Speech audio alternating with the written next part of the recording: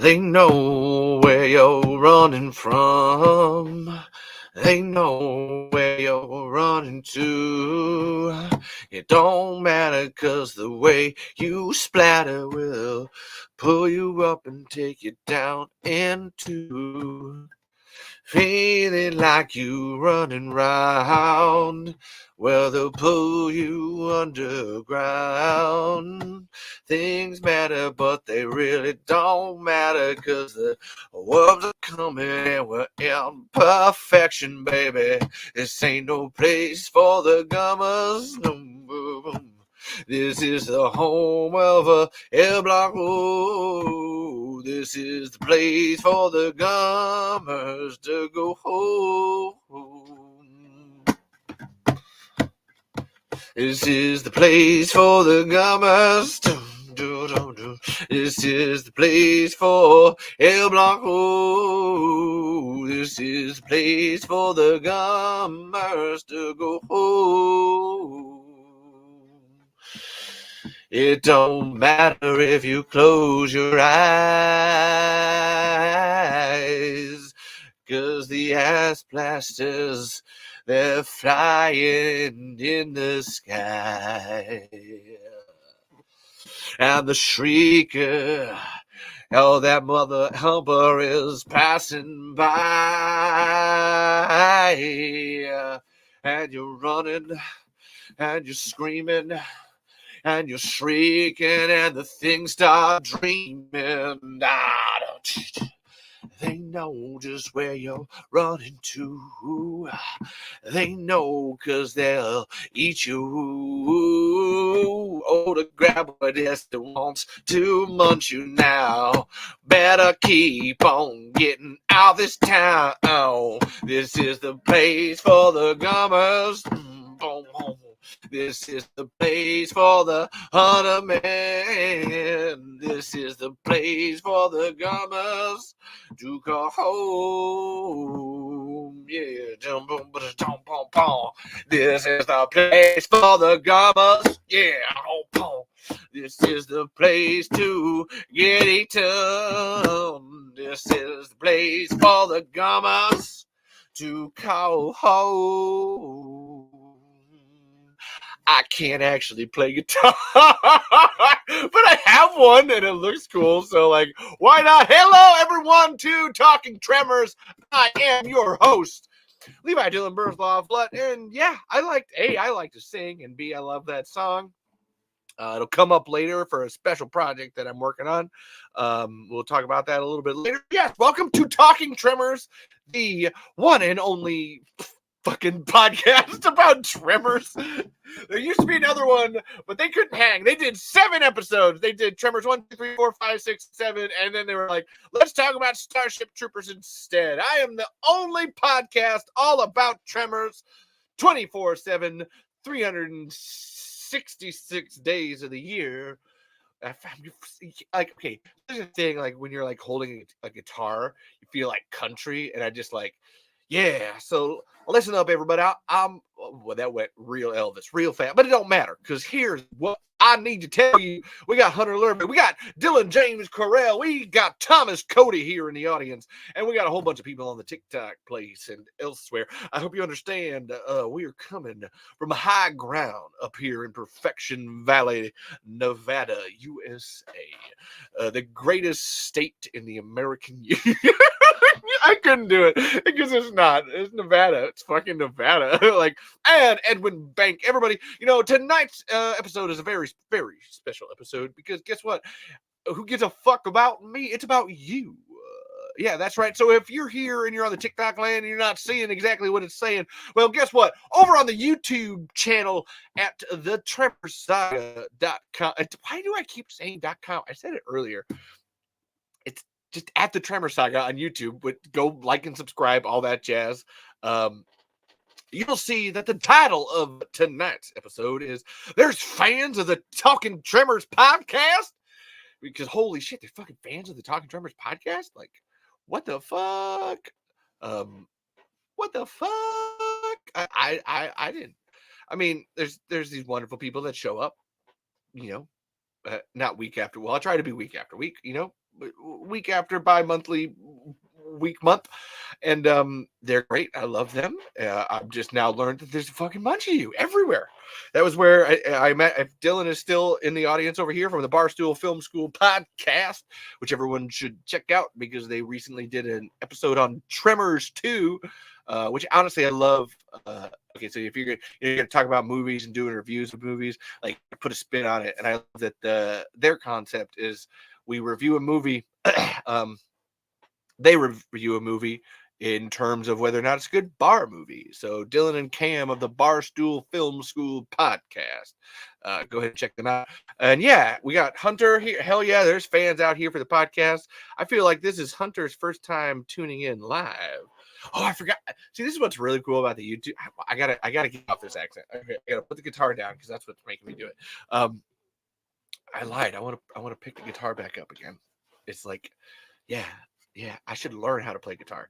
But Hunter's here. I don't think Hunter's ever been live, and I love it. And Caitlin called me Elvis Levi, which is just like Levi with an S. Levis. Yeah, that's and I actually played Elvis in a production of All Shook Up once. Although we called him Chelvis because his name was Chad Elvis. And yeah, there's Dylan James Corals.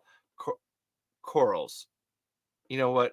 My last name is fucking impossible to spell, so who gives a shit? Levi Dylan Burzloff. Yeah, try fucking saying that one 80 times fast. Yeah.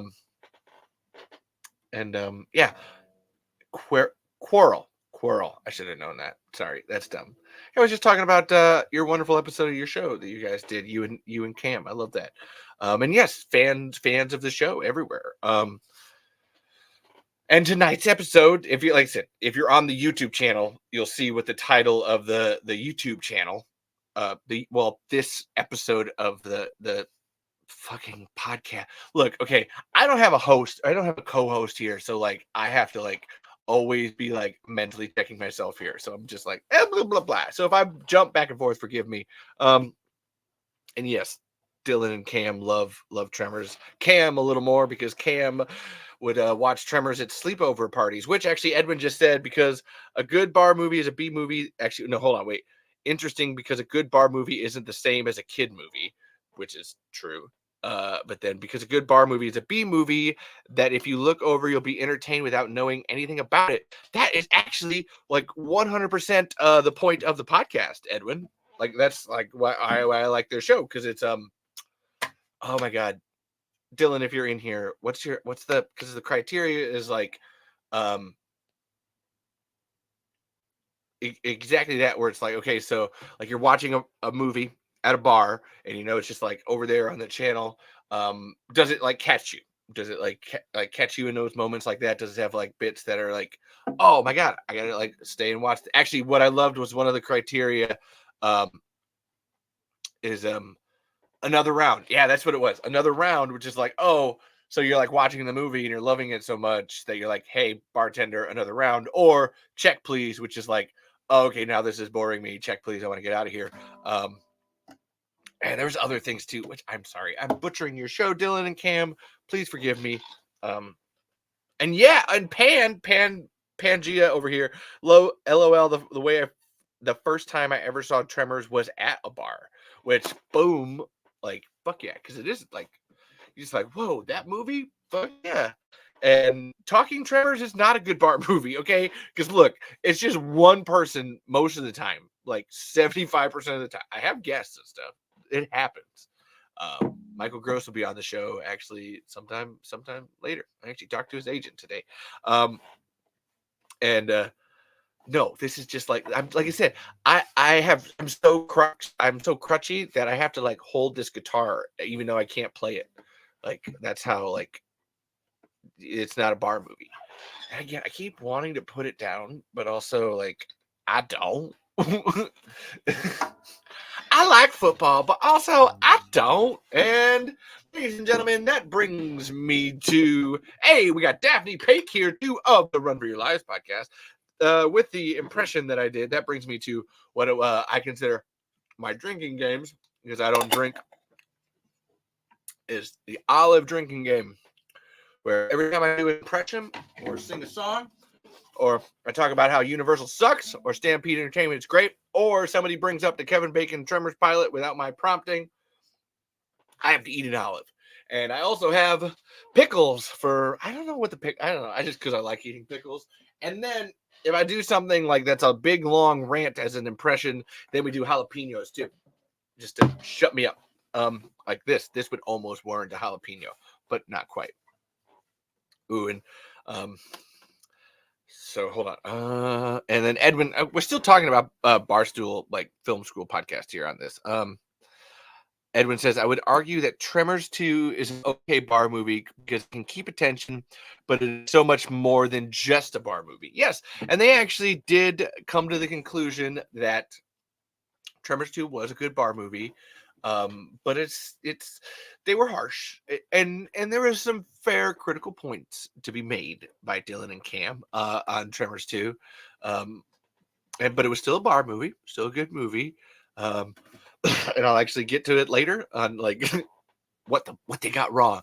I'm just fucking with you. Honestly, there was a lot of really great points that I kind of like absolutely loved on that. And then I will hold on. And then, as Edwin said, normally it's action movies or horror movies because there's a good chance you won't hear shit, so you just want to see cool shit. These are facts. Yes, just something big and explodey. And I'm gonna pull up these comments for Hunter and Thomas. Hey Hunter, what did you use to pin the graboid jaws for your Arctic graboid? I'm starting that print next week. And yeah, so Hunter, if you could answer that, that would be amazing. And oh my God. And Hunter has apparently grew up watching Tremors since they were a year old, according to their mom, and it never gets old. Hell yeah. It's probably on my phone. Oh my God. I should put this down, but I'm not. Okay. I'm going to put it down because, again, what the title of tonight's episode. So, again, if you're on TikTok land, which I appreciate, thank you all for being on TikTok. However, if you want your comments to live forever and you want to join the real party, go over to youtube.com. Why do I keep saying .com? YouTube, and subscribe to the Tremors Saga. And that's where this live is being hosted, and comment there, and your comments live forever. But I wanted to take this off because, guys, check this out. This cool shirt. But the title of tonight's episode is There's Fans of the Talking Tremors podcast, because holy hell, I have found out that y'all come out for this. Like, and that's why I wanted to talk about Barstool Film School, guys. Because they like, honestly, Dylan specifically even was talking about, like, yeah, no, like, this person over there just will like go on TikTok and talk about Tremors for hours. And I'm like, yeah, that's me. Oh my God, wait, what? So thank you very much for that. And then Daphne's yelling my name for some reason. Daphne, why are you yelling my name? I'm going to talk about Buffalo later because I've loved all 6 episodes you guys have put out so far. But this is so to get into it. I recently discovered that there's okay, that sounds bad. I'm going to roll back, because I do know that there's like actual fans of the show that show up every week. That's like Edwin and Thomas. Actually, Thomas, I have to like always give a shout out for probably being the only person who's ever actually listened to every single episode of this show since the very beginning. And then knows how right I was. So Thomas, just like for everybody in the comment section, just like how right I have been since the very beginning about what was happening with Tremors, like all the fucking time. Like, it's weird. It's so weird. And then Edwin came up with the drinking game idea, the olive drinking game idea, and Hunter, I fucking love you, Hunter, and Daphne, but I know that there's fans of the show. You guys show up for this. What sparked the title, all right, was, so this weekend was Flashback Weekend, HorrorCon in Chicago, and Michael Gross was there. Pretty awesome. I'm gonna not say your comments, guys, but I'm gonna pull them up so that way people can see them while they're happening. Flashback Weekend happened, and Michael Gross was there. He was there for all 3 days. And it looked like an absolute like blast of a time. And I have been kicking myself. Actually, I kicked myself for a little bit at first. Because I was like, it's only 3 hours away. I should have gone. Thank you, TikTok person, for thinking I'm cute. I appreciate that. Thank you. I brush my hair a lot. I try to. And I got my cool shirt from Lola and Co Designs. This Tremors shirt. I don't ignore you, TikTok people. I like I I gotta focus here on the YouTube, but I also look at the TikTok. And I got another camera over here that's just playing regularly. So I'm sorry. Um uh Flashback weekend this weekend in Chicago. Michael Gross was there. And obviously people showed up for Michael Gross because it's fucking Michael Gross. Hold on one second. Yeah, it's fucking Michael Gross, bro. And there was actually one guy that I knew, Dusty Meyer. And I had actually been sort of partially tracking this guy in a weird way.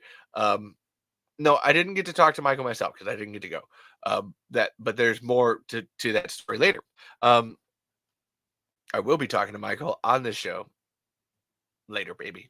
Um, and there was this guy, Dusty Meyer, who I've been noticing, not tracking, I've been noticing for a while now because he recently was in Dubuque, and talking about Tremors with his friends. And he's a huge Tremors nerd. And I'd actually seen pictures of his Tremors cosplay with Matt Rasmussen and Mary Beecher and Jacoby Matat from like 2019 or 2018. Like I've seen this guy like already dressing up as Burt Gummer and Earl and Kevin Bacon and Val and Heather. Jesus, I'm working on this, folks. I am talking to you, Kevin Dickens, so don't be a Dickens. And I saw this guy, and he actually went to, he like, hey, I'm gonna go meet Michael Gross, and met him and had a great time. And actually, so then that was the other part of it. So then Dusty is like, he lives in Minnesota and he's moving to Dubuque. Huge Tremors fan. Like he's moving to like 30 minutes away from me. So it was like, whoa, hey, what's going on here? I gotta check in with you, dude. This is cool. And so he went to Flashback weekend, had a blast with Michael Gross. I think he might have been Michael Gross's like special secret favorite person that was there, which was part of like in the end, and it made me have a like, oh, you know what? I'm actually kind of glad that I didn't go because like Michael Gross gave you like all the love that I probably like might have taken a little bit away from, and instead it all went to you. And I think that like you deserved it like way more than that. That's fucking awesome. Ended up getting Michael Gross's like badge pass for the weekend. And he tried to give Michael one of the PVC pipe bombs, but they both realized later, like, oh, you can't take this on the plane until Michael signed it and gave it back to him. And absolutely adorable. And so he did this, and I was seeing pictures and shit get posted, and eventually I was just like, oh, hey, so like, hey, okay, hey man, you don't know me, my name's Levi. I run a fucking podcast about Tremors. I'm not talking down to you, Kevin. Like, Jesus, you can call me cute. That doesn't give you a right to like take all of my attention. I'm cute. I can look in a mirror and see that I'm cute. Thanks. And honestly, I don't, because I don't like looking at myself. That's part of why I don't like looking at the TikTok one, because it's an even bigger image of me, whereas this one's a smaller image, and I don't mind that. So if you want me to look at you, go to YouTube, Kevin Dickens. Go to YouTube at the Tremor Saga. And so I decided, it was like, hey, okay, so this guy is like going to Chicago. Apparently he's moving to Dubuque, and I was like, hey, you know what? Like, let me like reach out. And honestly, it was just a whole like, hey, like I make Tremors movies, love making Tremors movies. You want to like, when are you moving to Dubuque? That was my pitch, was like, hey, I live in Macokota. It's only like 30 minutes away. I see you're moving to Dubuque. When are you moving to Dubuque? Do you want to be in a Tremors movie? And Dusty was immediately like, yeah! Which, I mean, I get it. Like, if somebody did that to me, I'd be like, yeah, let's make Tremors movies. This is amazing. And we were texting back and forth or whatever, and just like, oh my god, like this is like so cool. He was so excited, to the point where like we were texting and he was driving, and like he ended up like trying to call me, but I was working, and I was like, after like the second time calling, I was like, you know what? I'll just like answer and like talk to you for a minute. And it was like, hey, what's up, Dusty? How you doing, man? My name is Levi. And we talked for like half an hour because he just wanted to talk about how awesome Michael Gross is. And I was like, you know what? Yeah, he fucking is. And please just talk about it because he is. Like, please talk about it. I was even like, hey man, I'd love for you to be on the show sometime. Like come on. And he's like, oh my God, that would be amazing. And that was actually, so then that's the thing that led to this. All right. So I told him, I was like, yeah, I've got a Talking Tremors podcast. Obviously I'd love for you to be in a movie, but I'd love for you to, be on the show sometime. And he was like, so here's the crazy thing. Everybody was already telling me about you this weekend. And I'm like, wait, that's wait, what? Hold up. I wasn't there. So like what were the, what were, who, what, who, it was people telling you about me? I need you to back up and explain this. Like what? And Dusty ended up being like, oh, no. There was like 5 different people. And like, do you know who Steve Pulaski is? I was like, no, who are you talking about? He's like, yeah, no. Like, he's telling me I got it. Oh my God, you love Tremors. You need to be on this dude's like Tremors show. And I'm like, what the fuck? And then Dusty's telling me, he's like, yeah. We were talking to Michael. And we're like, dude, Michael, you got to be on like this Tremors. Like there's a Talking Tremors podcast. And like, you got to be on it. And Michael was like, well, hey, here's my business card. Tell them to get in contact with me and, make something happen. And it was like, what in the fuck is my brain? It was just like being fried in this moment of like, what the hell that you're all out there. There's enough people out there for you talking about my Talking Tremors podcast for it to have made it all the way back around to where I'm at right now, to the point where it's like, what are you doing? That now the title of this episode is there's fans of the Talking Tremors podcast. And it was just like, what? And I actually ended up reaching out to the one guy who was talking about Steve Pulaski and being like, so, hey, I was talking to Dusty and like, what the fuck? Like, how the hell do you know my show? And he's like, oh, I've been a fan of Tremors for a really long time. And like, I just, I'm on the forums and stuff. And I just happened to like see that you had a show. And like, of course I've checked it out. I'm like, okay, cool. I love to okay, there's Kevin Dickens, loves the Tremors movies. There we go. Can you hear the ASMR? Does this ASMR on the That's for Pake Daphne. I want Daphne to roll her eyes as I ASMR the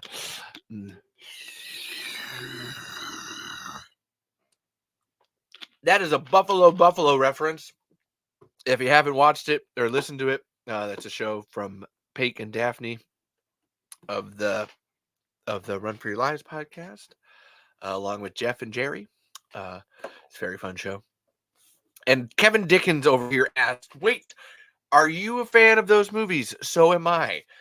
Kevin, this show is called Talking Tremors. Okay? If I wasn't a fan of this, we would have some problems. Okay? Look, what do you think?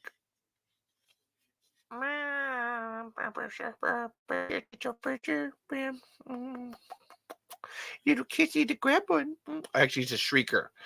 Oh my God, Thomas! I saw that. So Thomas's wife today did a little Facebook reel where, it does. Okay, if you hold it like from the bottom, it looks like a thing. TikTok people, can you see that? It looks like a thing that dudes have. It looks like a penis boyd. And she was like, it's a penis. And it's like, oh no. And then she laughed. And she's like, oh no, it's a graboid. And then Thomas is standing there and he's like, no, they're called shriekers. I was like, hey man. I mean, you're right. But sometimes you just let your spouse slide on that shit. I thought it was adorable. That's just one. I have a whole bunch here. I had to pare them down. So actually, the last episode of the show, Thomas had sent me. Again, the fans of the show, Thomas had sent me a whole bunch of different. And I had to pare it down so that way I've only got one of each right here. Otherwise, like, sent me a whole box of them, and I got very distracted in that show.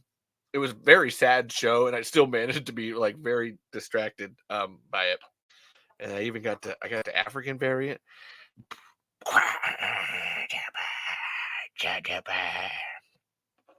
Oh, just African ass blaster. Yeah, for the I'm gonna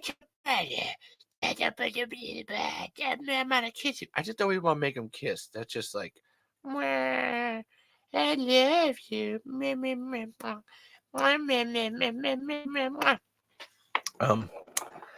Yeah, it's been like I have to, and I put them over here, like just because it's a thing.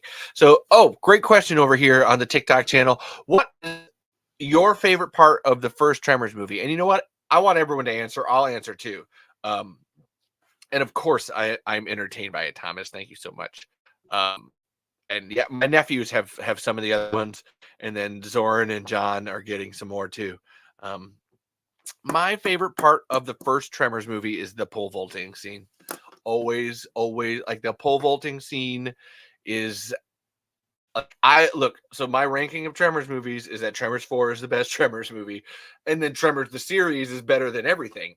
However, there has yet to be a single sequence in any of the Tremors movies that beats the pole vaulting scene. Like, just in sheer like what the fuck is happening, and then the music, and then how cool and epic it is, but then really funny, and like, damn it, Lynn Baxter, too much pole vaulting, and then like, oh shit, and then dum dum dum dum dum dum dum dum,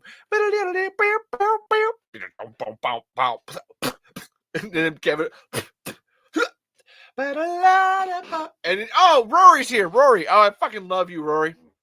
Happy belated birthday to Rory McLaughlin. I wish you could be at Tremors Fest this year. Makes me really sad you can't be there. And then of course, Hunter Lurvy over here. My favorite is broke into the wrong goddamn rec room, didn't you bastard? I mean, I feel like that's a lot of people's favorite scene, which I get. Like, for me, I got, I just got to have a little beef. Give me a little, like, that's easy. Everybody, that's such an easy scene to love. What there been rec room scenes afterwards. Night of the Shriekers has great, what you can consider a rec room scene, and Tremors 2 has a couple of rec room scenes. Hell, I feel like the rec room scene is great. Like Tremors 4 has a great one with the punt gun. Like, that's a great rec room scene. But that pole vaulting scene, like, far and above, is just amazing. Edwin coming in with a good one here. I think it's Chang's death scene, which is really, I would agree with that. That's a great one. And hey, I appreciate you, TikTok person. Nothing beats the original, they say. Clearly, you don't love Tremors 4 and Tremors the series as much as I do, because those beat it.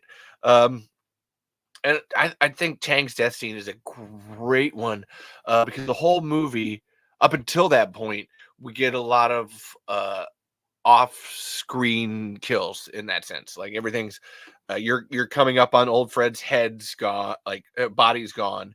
Edgar's up the tower. You get a little bit with Jim and Megan where the dock is pulled under, which I think that initial pull under by the dock is just like, it's amazing, freaking amazing. But that one with Chang, where it finally comes out, and you see a full grab, like, you see it before that, but you get the like, it's coming out of the ground, and it eats fucking people and pulls them under, and you know what?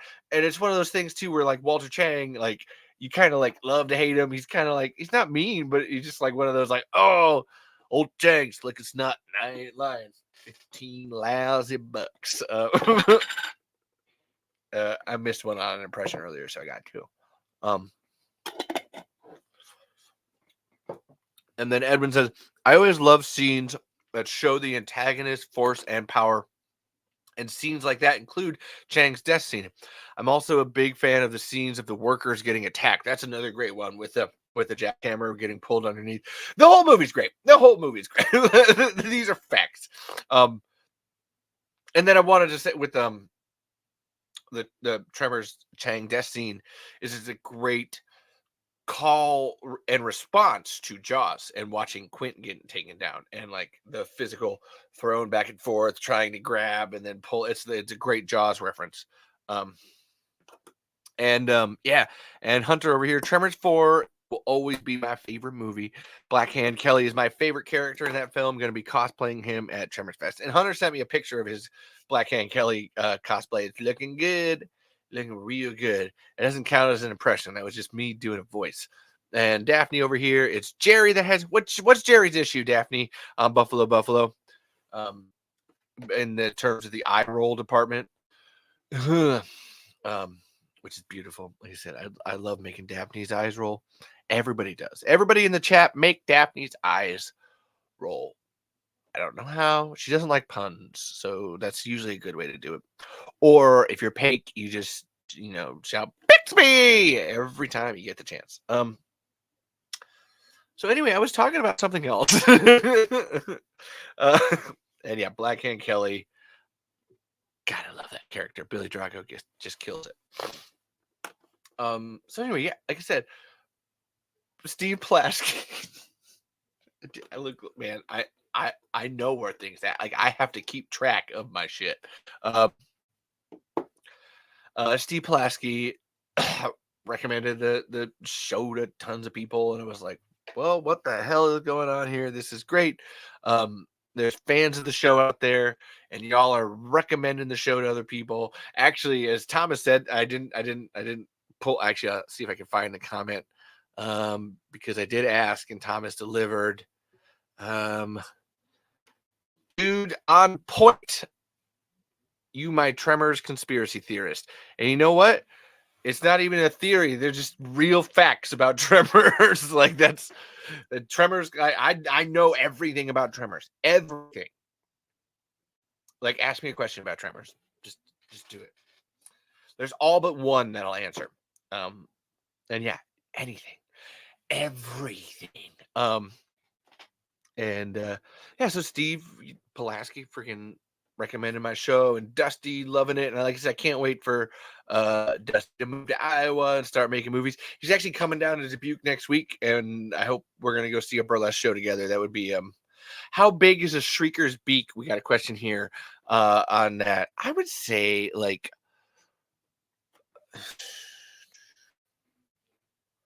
2.5 feet, not a full 3 feet, but I would say like 2.5 feet from, we'll call it dorsal to tip. Because like you'd think it's 3, but no, that's like 2.5 feet. That's my best guess on that. Have a good night, Hunter. Love you, bro. And yeah, bring your food back here, Hunter. Like, come on, we're gonna be here all night. This is only the beginning.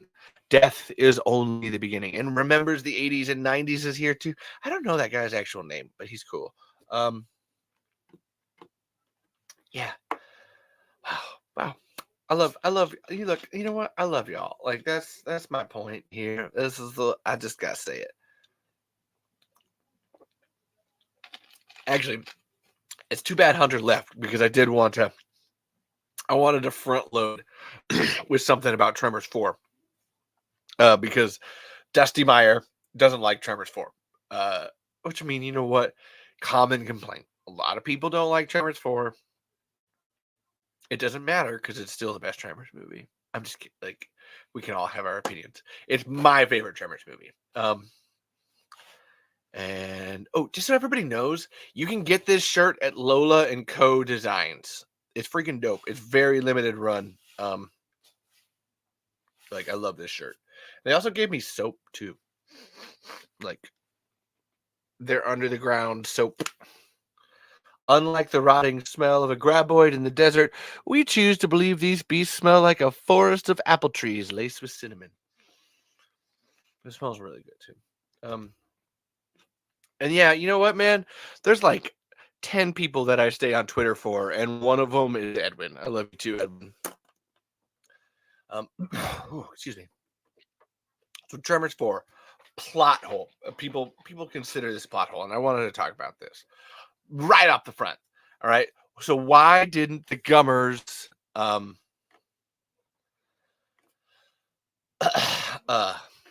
it is. Oh my god, it's not soap, it's wax melt.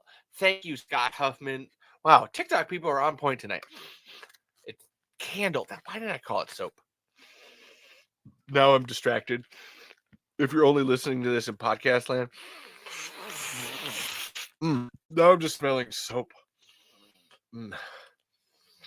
Oh, so good. God, I just want to keep doing it. And a TikTok person over here says I should make an underground radio station and talk about modern conspiracies.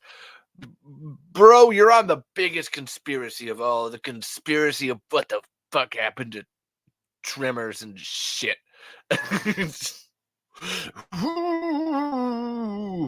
Which is what it is, honestly. That's a huge bit that I'll get into here in a little bit, because I finally get to say it on more than just my show. Like, I have been saying this thing about Tremors that's a conspiracy that nobody knows about for like 3 fucking years now, and now I finally get to like actually say it. Oh, hold on. What did I just kick? Just kick something. Now we're charging again. Cool. So Tremors 4, plot hole. That's not a plot hole.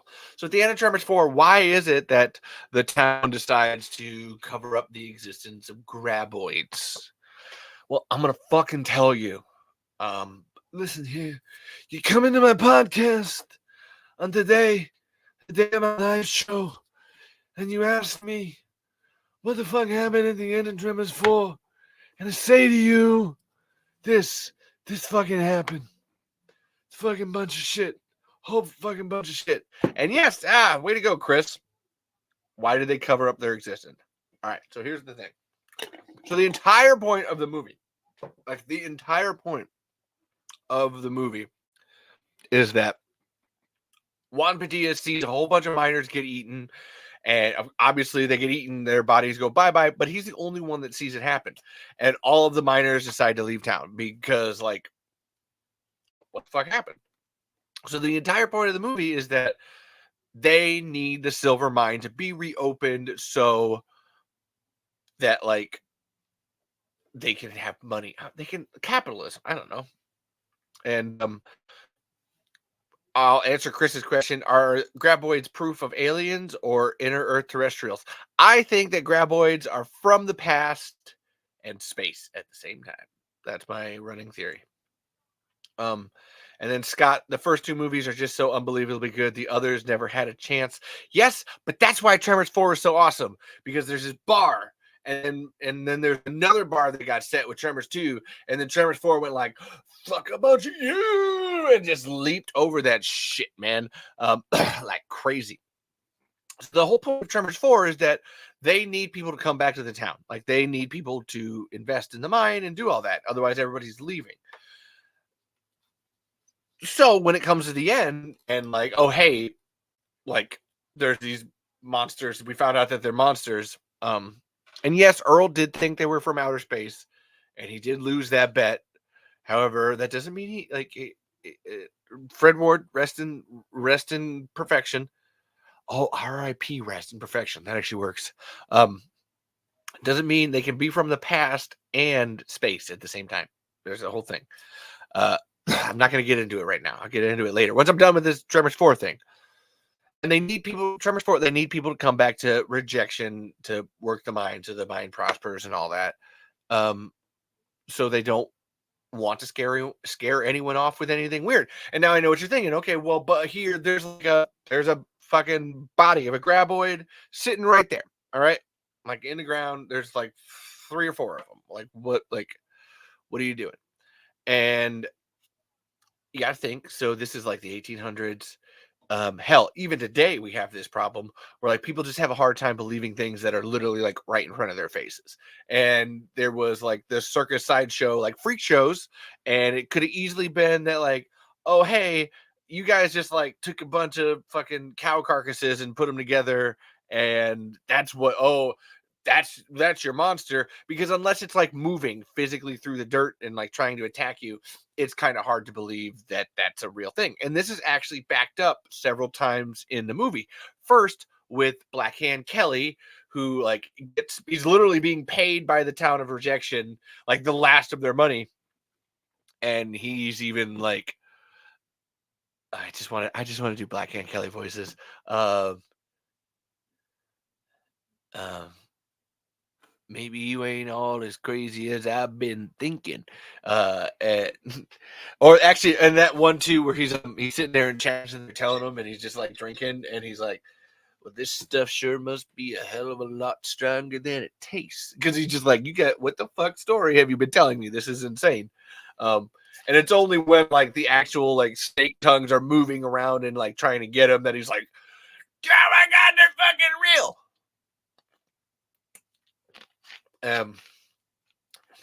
I know it's an olive, Edwin. I know where I'm at. We're gonna try to finish this jar of olives tonight. That is the goal. Um, what did they do to old Fred? They ate him, obviously. Everything but the head. That's why he's old Fred.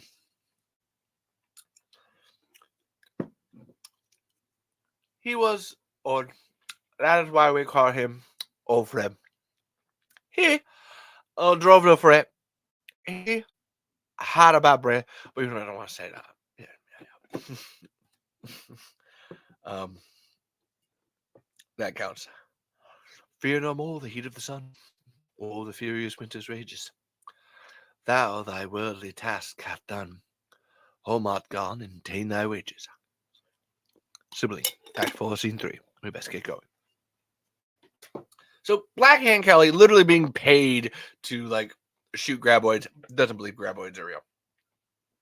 The second person is so when Hiram like decides to leave the town and he goes to Carson City and he's getting a railroad ticket, there's a guy there who's selling him his railroad ticket, and he starts like he gets a telegram and he starts laughing, and Hiram's like, what? And he's like, oh, people up in rejection over there, funnier than a dancing bear. Here's the last one they sent. Giant worms have escaped Upper Valley. Request immediate assistance. Giant worms. Your ticket, sir. Your ticket. That one counts. That's an impression. So like even like there's a guy like in a town all the way over their major town, like literally being told like on several days, no, there's giant worms, and he's like, ha ha, isn't it funny? So there's number two. All right. Number three, and this is actually always my favorite. Um, ooh, I'll answer your question in a second, Scott. This is always my favorite. So Tacopa, all throughout the movie, is always talking about spirit beasts. My ancestors talk of them spirit beasts, blind to all and killing demons from the underworld. And he's fucking telling them this, and he's literally describing graboids exactly, and part of our legend. And they, like everybody in the town, these people are literally dealing with graboids at this exact fucking minute, and they all just like look at him like, "What the fuck are you high on, man? What fucking spirit be?" Look, Tacopa, we're gonna need you to back all the fuck way up, okay, man? You are like bringing an energy to this situation that we're just not into, and I'm sitting here as an audience member. I'm like, what the fuck? What? But that's I don't know. That ties into it's not necessarily racism, but it's actually Tacopa's character where he seems like an over exaggerative type. That's his whole like, yeah, most men don't have a statue of them. But it's not. It's a cigar store Indian. Um, so to answer Chris's question over here, wait, do the residents of rejection live alongside the graboids before everything happened? Yes, actually, they just don't know it. Like you got the Perfection Valley is a bowl. Just think of it like a bowl. It's I think stuff like the Amazon or Kubla or It's not Kubla Khan. What the is it? What's the hell's the somebody in the audience? What's the Shangri-La? Shangri-La. Conceptually, you have this basin that traps a lot of life in, and then you get Madagascar is a similar thing where you get a whole bunch of different life forms evolving and creating because it's cut off from everything. So that's what Perfection Valley is. And so obviously Tacopa, who's had Native American ancestors for hundreds of thousands of years, would have legends about graboids out there, and pass them down through the line. But that doesn't mean that the white man's going to listen. That's not racism. That was just facts. That's just old timey facts. And then Scott over here about the old Fred part. Why was there a sheep carcass everywhere when I always assumed everything got eaten? You got to think that's the tongues, and that I always took that as like, so all three of them are attacking at once at that point, because when graboids are birthed in clusters, like, and so all of those graboids are probably like these sheep are running all over the place and they're just grabbing bits and pieces and pulling what they can. It's not always going to be perfect. Also, let's take a real step back and say, movie wise, they needed to show something was happening. Like, I always think too, the better question is like, so why did the graboid stop at the head, at old Fred's head? Like in both Tremors 1 and 4, why did it ate his head and that's it? That's all we get. Like it was like, oh, you know what? I'm full. I'm gonna look. The head's just a bit too much. It's a little heavy for me. So you know what? I'm gonna leave the head behind, and that's just leave it. I don't need it.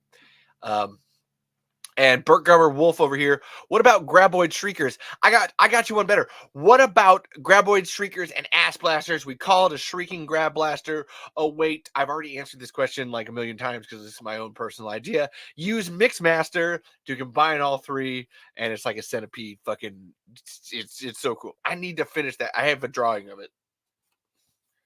Hold on, I do. I have it right here. I bring it up all the time. Shrieking grab blaster.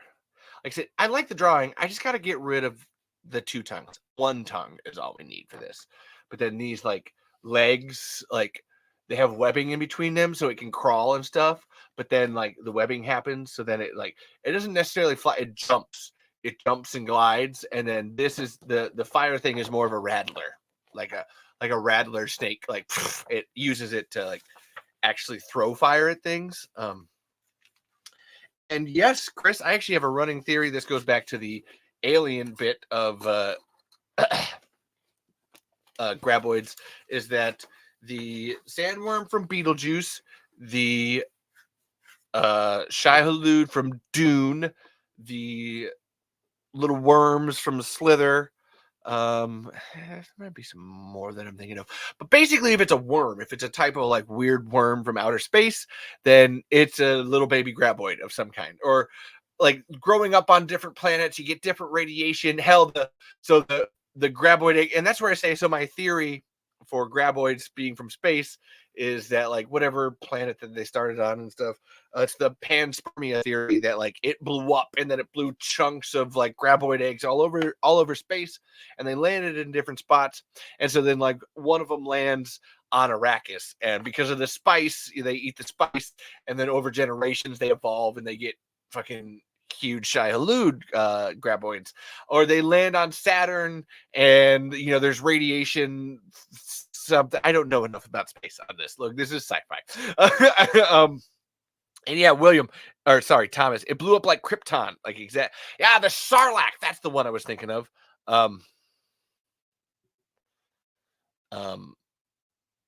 It blew up like Sarlacc, thank you. The Alaskan bullworm, there's another one. And all these things, they're graboids. They're graboids of some kind. It just depends on the planetary conditions to make them what they are. Yeah, I've thought it. Like, guys, 60 episodes of this show over like almost 3 years. I have thought of everything.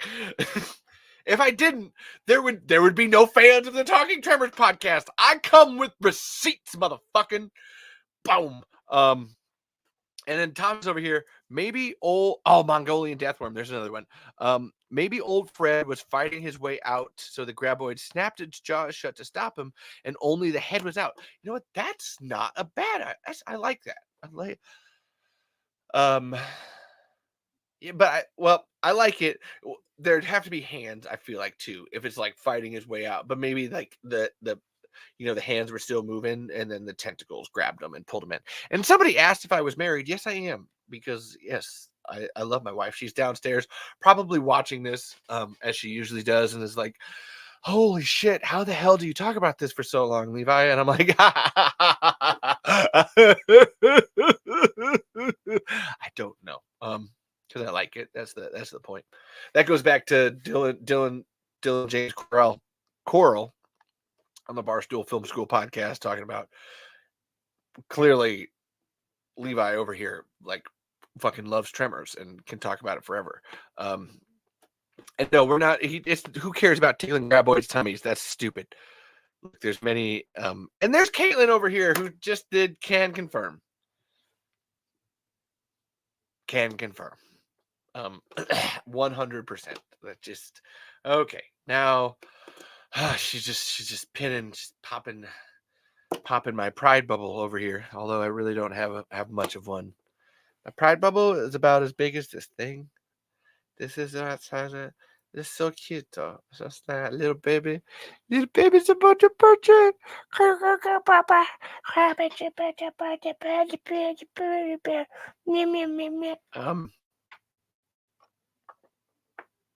Ooh, that's a good one, Thomas. Thomas is so about the old Fred thing.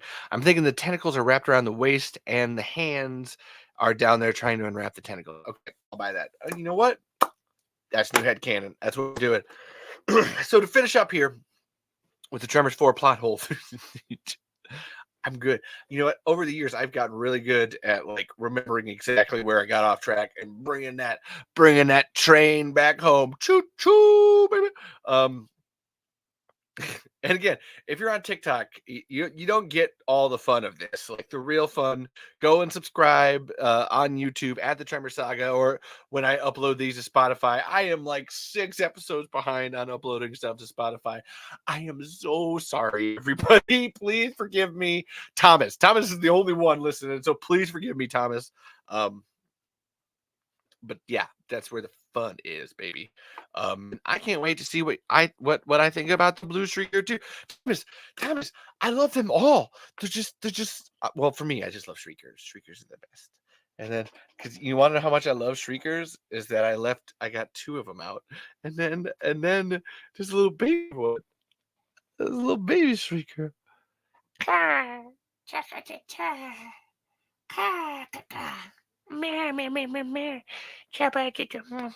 Again, why am I always making them kiss? I feel so weird. There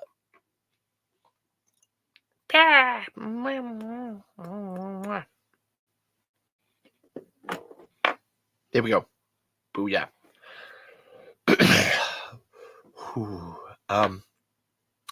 Anyway, so conceptually, it's difficult to sell people on the concept that there's giant underground worms that are going to eat them. And then, like I said, if you want people to move to your town, you know what, just like click it. We don't need it. But then I always subscribe. Oh, and then this is actually backed up too by Tremors the series, where there's the episode where Frank the mobster doesn't believe graboids are real. He thinks that they're just CGI, like that Loch Ness monster.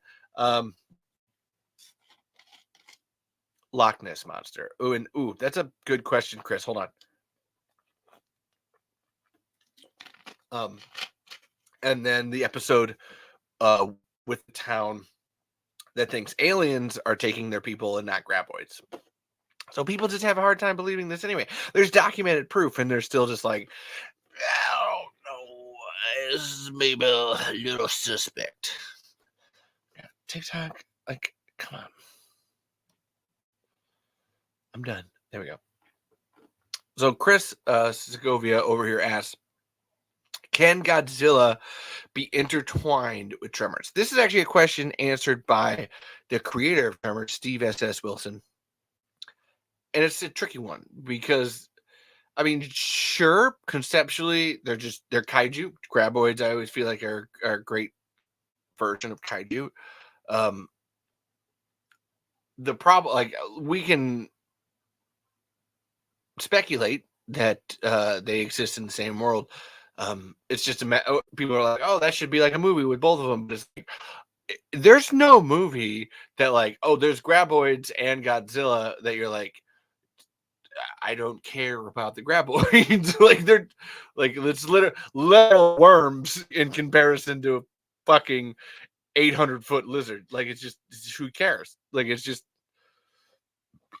who cares? Like it's not. It doesn't matter. I mean, it's cool. Like I said, it's one of those like, yeah, of course. And with Godzilla and Kong and all those new MonsterVerse movies coming out, it could definitely be like, oh, Graboids live in the Hollow Earth. That's a great. I think that's really cool. But as like any kind of threat to Godzilla itself, not a fucking chance. But good question though, Chris.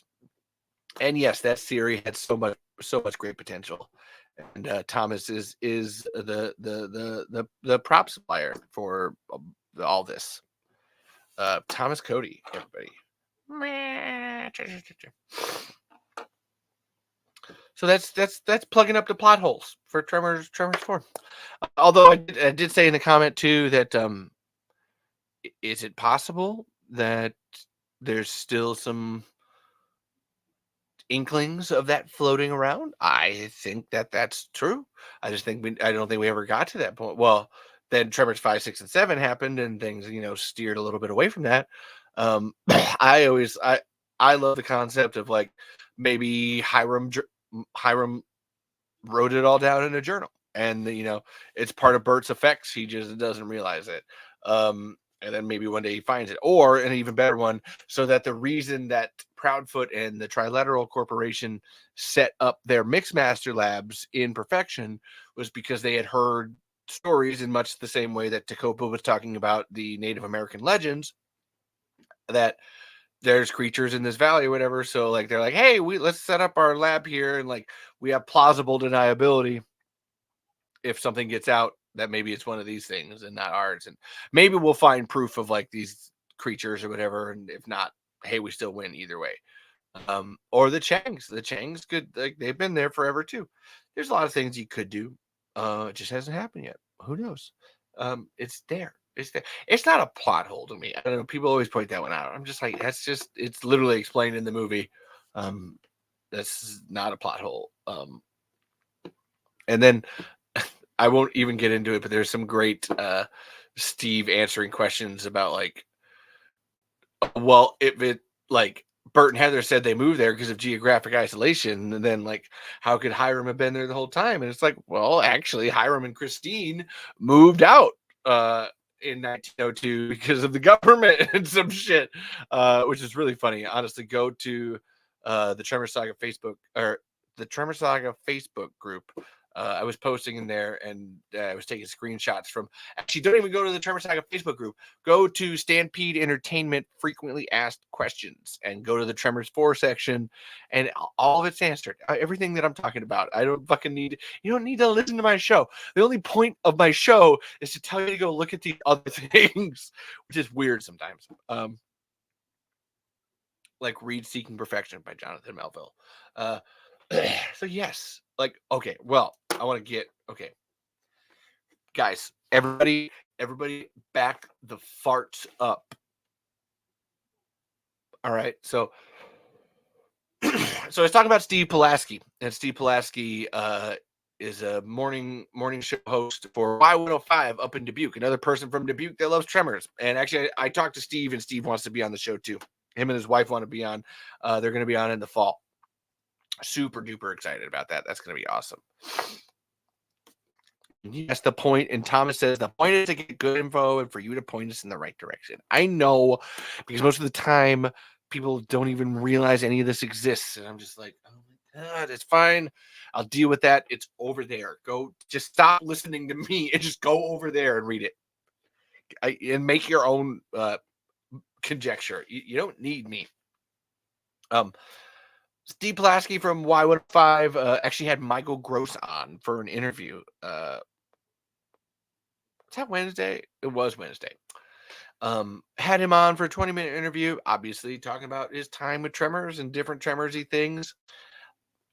The coolest bit, all right? And if you have been a long-time listener, first-time caller on this show, you'll know this, all right? Because the very first episode of this show, and I mean this, if you don't believe me, all right, if you think that I am fucking with you in some sense, go to Spotify, because it wasn't a video podcast at that time. The first episode of the show were audio only. Go to Spotify, go to Talking Tremors, and then the very first episode, Talking Tremors and You. It's only an hour long. Back when I thought that an hour long was a long time. Woo! We've come a long way on that one, haven't we, folks? We're at an hour. We just hit an hour right now. And I'm only on like the third thing in my list. Woohoo! We've gone a long way. And that's what Thomas said. Plus, I bring the stories and just the energy. I try. So if you don't believe me, like I said, go to Spotify, go to Talking Tremors and You. I just want to check that. All right. And you'll see this. I have been talking about this ad nauseum forever on this show, frankly, because I know that none of you fucking listen to this. There's fans of this show. Hold on, Edwin, wait. You're gonna love this. Oh wait, but you still just wait. So on Steve Pulaski's show, Michael Gross is talking, and hey, what's the future of Tremors? What's Tremors gonna be doing?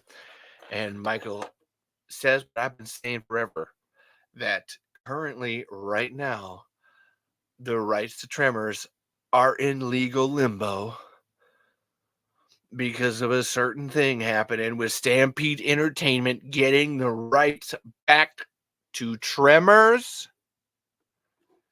Because yours fucking truly, me, this is the thing I get to actually lay the claim on, baby. I did that. Fuck yeah. And yeah, guys, it's happening. It's as I told everybody when it happened. It's Michael Gross official.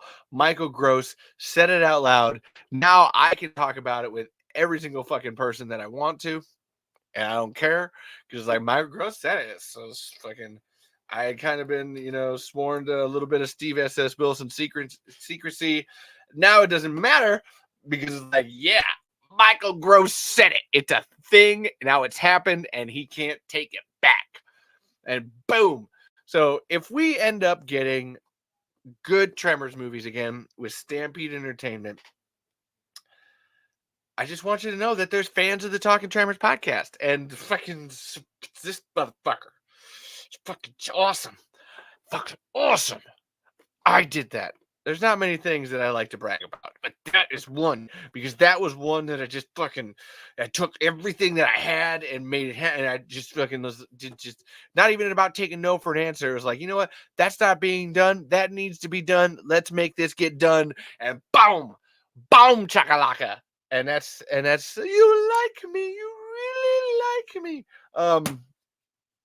Fuck yeah. Sorry. It's just awesome. I can't speak any more excitedly about it because Jed fucking loved it. Love it.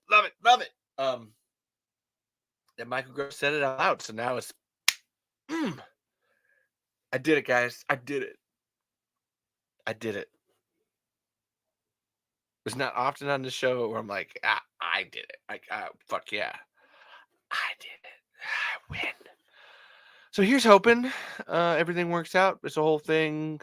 I believe the meetings are happening this month and next month. Really, it's all about now. It's sitting down, talking with lawyers. I did my part, and now it's the lawyers' part. Now it's the courts and the judges' parts, and yeah. Fuck yeah, I win. I don't win. We all win. That's the best part. Unlike Alien versus Predator, whoever wins, we win. We all win. Booyah, but fucking booyah. Sorry, I'm just so excited about that. Like to actually be able to tell everybody loudly from the rooftops that I did that. If you don't believe me, you don't know what I'm talking about. Again, go listen to Talking Tremors and You, or one of my personal favorite episodes of this show, Everything You Could Ever Want to Know About Tremors in 60 minutes or less, and you'll hear everything you could want to know about Tremors in 60 minutes or less. I've fucking condensed that baby. And yeah, you can hear that I've been saying this a long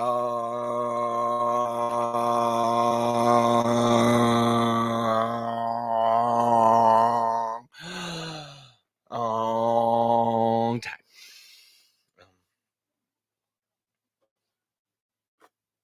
Yeah, awesome. Now, enough about me. So I wrote down a list of people here because there's fans of the Talking Tremors podcast, and I wanted to like shout all these people out because you're dope. And just so you know, I'm gonna read them in order of how I wrote them. It doesn't mean that's the most important. This is just like the ones that like came to me, and I'll speak a little bit on each one and how much I appreciate all of you. First one, first and foremost, Thomas Cody, who's here in the chat right now. And what's with the microphone? Honestly, with the TikTok, I think it looks cool. Thomas Cody, the only person who's ever listened to every single episode of this show, our prop master, who has provided various graboid shriekers and ass blasters of varying designs for me to play with and be very, very incredibly distracted by while I do this show. Wah,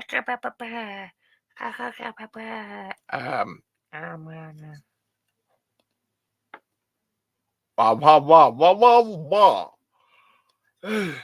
Hey man, this is like big. We smoking some graboid, bro. I don't know why. It does look like a giant, like. That's some El Blanco. That's some good El Blanco. Nice. But Thomas just fucking rocks, man. Yeah. Looking forward to seeing you again at Tremors Fest again this year, Thomas. Love you, boo. Thank you to Colin Martin and Chris Andrew of the Horrific podcast. Two guys that I just met back in December. That was like December. October or December. And who went through the whole of all of Tremors. And I mean all of it. All 7 movies, all 13 episodes of the TV show. And loved and hated many parts of it. And Chris shows up to these live streams, and I love him. And Colin would show up too, but unfortunately, I do these so late at night, and Colin is in Ireland, and that just doesn't work. Just doesn't work. Yeah, I can't wait to see how your Thomas. I can't wait to see how your articulated graboid works out too. That'll be so cool. And then Edwin Bank. Edwin Bank has been a long-time supporter of this show. Doesn't listen to every episode like Thomas, but that's fine. Edwin's young. We give Edwin. He's fine. It's the youth. It's the youth. The youths and the grits. Your honor. I just want to eat all these olives. That's where I'm at.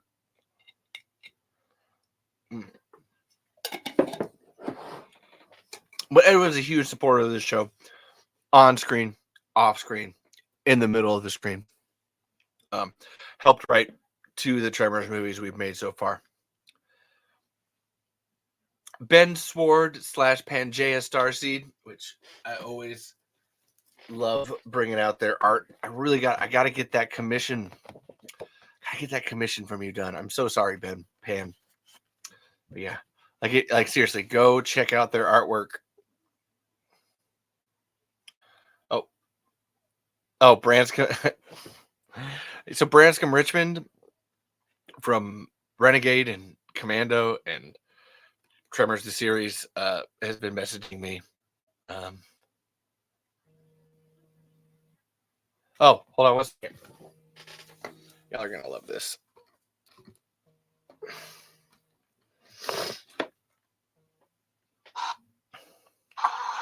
Hey, Branscombe, you're live on Talking Tremors. How's it going? I sent you the new poster. I saw that. Okay, good. Hold on, let me look at. I want to look at it while I'm talking to you. Yeah. Honestly, I like Revenge. Just Revenge. Revenge is such a cool title. Revenge of the Infected Ones. Yep. It makes you think. You know, we're entertaining, educating, and Enlightening. Yeah, I love that phrase. That's a good one. Does that make sense? Yeah. Hey, just so you know, we are live with everybody on the podcast right now. Everyone say hi to Branscombe. They can't speak, but say hi. Oh, sorry. Oh, no. Do that. No. Honestly, this is I love the informality. It was just like, oh, hey, I'm not going to not pick up your call, man. Hell yeah. I just had to tell you, like, oh, hey, you're on this show. Well, I'm driving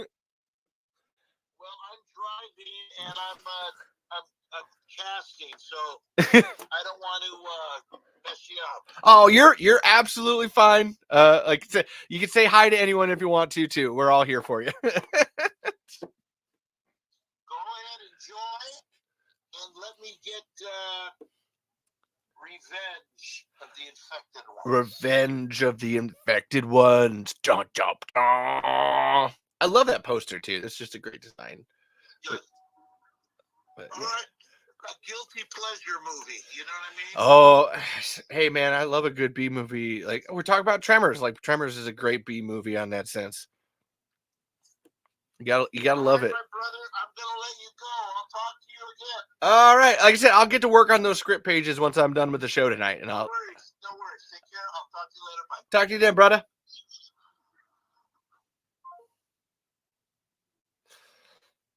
Hey, Branscombe, everybody. And we're back here on the TikToks. Just so like, and so that was just as an aside when the whole Michael Gross like Stampede Entertainment thing happened, and I messaged everybody, and it was like, I'm not a crazy person.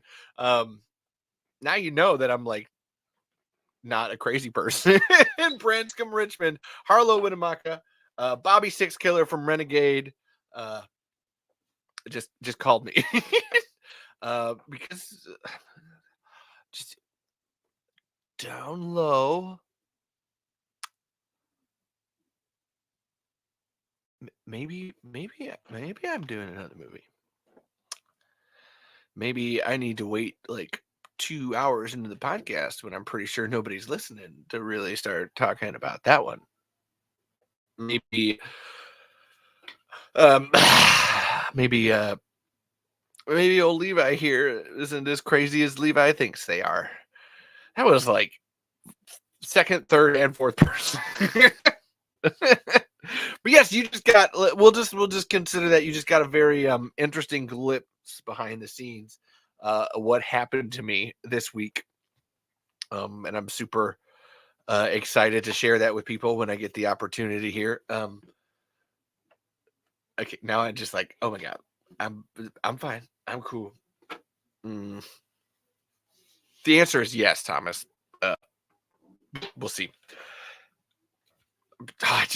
Okay, Levi, you can't just you have to stop. This is where, like, look, if you know me and you know my show, it's just I just have to say everything that's on my brain, and if there's those things that I'm not allowed to talk about immediately, it's just like and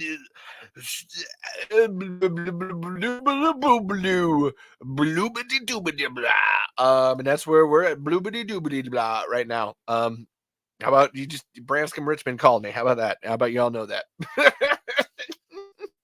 Which, God, I want to get into it too, but I have him slotted for talking about later. God, what a fascinating guy! Like, absolutely cool. But we were talking about you, the fans. Alicia Pearson Did I finish up with Pan? Honestly, Pan, wherever you're at, I just love you and all you do. I can't wait to meet you for realsies at the Tremors Fest. That's gonna be super fun. And again, go commission some artwork from Pangea Starseed. They are fantastic. I love those. I love them. And then Alicia Pearson, probably my favorite Tremors fanfic author out there. Just a sweet, wonderful, beautiful, majestical person. Just love her in all the ways possible. I love how much fun energy she brings to the show when she shows up. So when you do show up eventually, Alicia, you're awesome.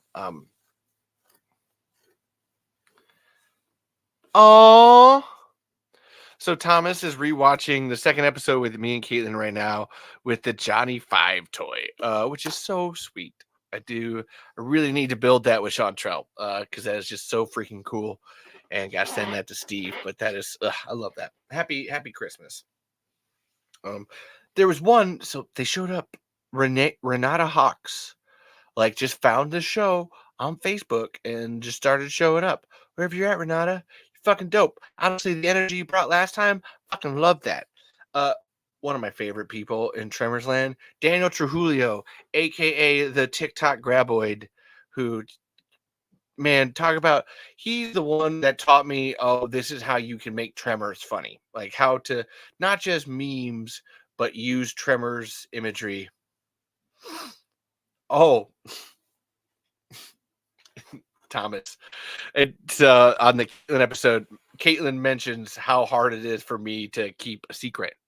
It fucking is. Like it is like, and you know what? Like that's where, look, if you listen to the show and you know what's going on, I am honest to a fault. I'll tell you everything you want to know about Tremors except for one thing, and I don't think anybody really wants to know what that one thing is. And just and I just it's not only that honesty is the best policy. I always think of the Mark Twain quote that if you never lie about anything, then you never have to remember anything.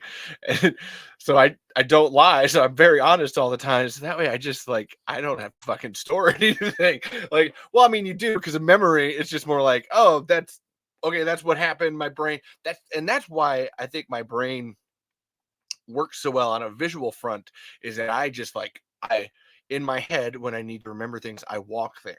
It's always like sure, like there's the concept of a mind palace or whatever. For me, I always call it's just a mind country. If I need to go somewhere and I need to remember something, I walk there in my mind and then I just walk around there. So like if I need to remember something about Tremors Fest, I just walk to Santa Fe in my mind, and then I just walk around that theater, or I just walk around there, I just walk around everywhere, and there's that, like these different things that happen. Um, so that's if you always tell the truth, you don't have to remember anything. And it is. I'm not good at keeping a secret to the point where I think that what Thomas is talking about. So I threw a surprise party for Caitlin, and it almost killed me. Like, almost fucking killed me because I was just like, oh my God, I don't like this is huge. All these people are showing up, and I feel like I need to tell her, but how do I tell her? How do I gauge this? But I like, what if she doesn't like it? What if she's not in? Oh my God, this is to the point where I actually had to like tell her. I couldn't, I literally told her like it's either the day of or the day before. I told her, I was like, look, babe, I threw you a surprise party. I tried my best. I just had to tell you. And like, um, so just act surprised when like it happens. I'm so sorry. I just couldn't do it. So that's just that is my personality. That is who I am. Um, so the Branscombe thing, I'll tell you about it later. And Daniel Trujillo, love it. Levi Stroud, the maker of the Burt Gummer Subterranean Meme Stash and the Independent Thinking Texans. Fantastic Levi. One of the best Levis. One of the best libertarians I know. Great American. Fucking love you, Levi. Kevin Collins. Kevin Collins was one of the first people I ever had on this show and for 3 episodes. And Kevin was a great supporter behind the scenes. Kevin wrote and read his Tremors story, Writing Perfection. And fantastic guy. I miss him so much wherever he's at. He had to like life got in the way and like we parted a little on the Tremors, but just fucking love you, Kevin, wherever you're at. Mark Davidson. Mark Davidson runs the Tremors Underground site, like not on Facebook, but on like an actual forum. And god damn, does that guy get Tremor? Like you can tell he runs a fucking Tremors forum. We were actually talking the other day and just spitballing ideas for different sequels and stuff. And I cannot tell you because it's always like I was talking about with Tremors 4 and the plot holes and stuff. Like there's so much to know about Tremors. There's this whole world out there to know about Tremors, and there are rules. And I don't mean this like you can't bend rules and break rules and stuff, but there's a set thing that really, if you want a good Tremors movie to work out, A goes to B, goes to C, goes to D, and you've got to like no, you've got to fucking hold on 1 second. You got to read shit like Seeking Perfection, the official guide to Tremors, and read all of it, and then go and read the forums, go to Stampede Entertainment and read the facts, or even without that, watch everything and really understand the concept. Because when I'm talking ideas for things, it's always like there's sometimes, honestly, I get it with Thomas. Thomas gets it like 100%. Where like, okay, that's a great idea. However, that's not the spirit of Tremors that you're going for. Like there's, and I always just got to like adjust a little bit, like with Justin or with Edwin. It's just like, you're close. Just like adjust a little bit. Mark and I were talking like fucking bouncing back and forth on each other where it's like not even that we were correcting, but we were like finishing the next thought on each other. Where it's like, well, yeah. And then I think, well, and then of course, so then that's the thing that has to happen. And then, oh, boom, bada boom, bada boom, bada boom. Fucking love that man's brain. Absolutely fantastic. And then Dylan Newell and Luke Janisco, 2 people who a year ago listened to my Everything You Need to Know About Tremors in 60 Minutes or Less episode and fucking got it 100%. Asked me to be on their show, Splattercast Podcast, which I still need to get these guys on my show. We like quid pro quo, just like I got to get Colin and Chris on this show, which I'm so sorry, guys. I am working on it. But Dylan and Luke, man, talk about 2 horror dudes that like they, in the opposite of Mark, didn't know everything and were like, well, I want to know, like, what can I get? Fucking filled them up with everything. Phrasing, that's what she said. Hunter Lurvy, who's in here earlier, Darth Indominus 66. God, that kid can. And please, Edwin, if you're out there, don't take this offensively. I don't mean it like this. Only because you haven't been watching Tremors since you were 1, like Hunter. Where it's like Hunter understands it like Mark does too, where it's like, hey, he's only like 19. Kid gets it. Kid gets this is the concept. These are the rules. These are the things we can do with this. Moving on, making it forward. And I fucking love him for it. Larry Chelsea, who is an Imgur user who like found out there was a Talking Tremors podcast and is like, oh my God, I got to show up to this thing. Fuck yeah, this is cool. Honestly, I feel like they're lurking right now because that's the Carpenter. There's the Carpenter account that shows up on here sometimes. My 2 other huge supporters of the show, Jeff Johnson and Kevin Smith, who run the Sons and Shadows podcast, who actually, it was Jeff's idea to like, she was 50-50 him and then the Everything Sequel guys, Tom Stewart of the Everything Sequel, who were like, why don't you start a podcast? And it's all about Tremors. And I was like,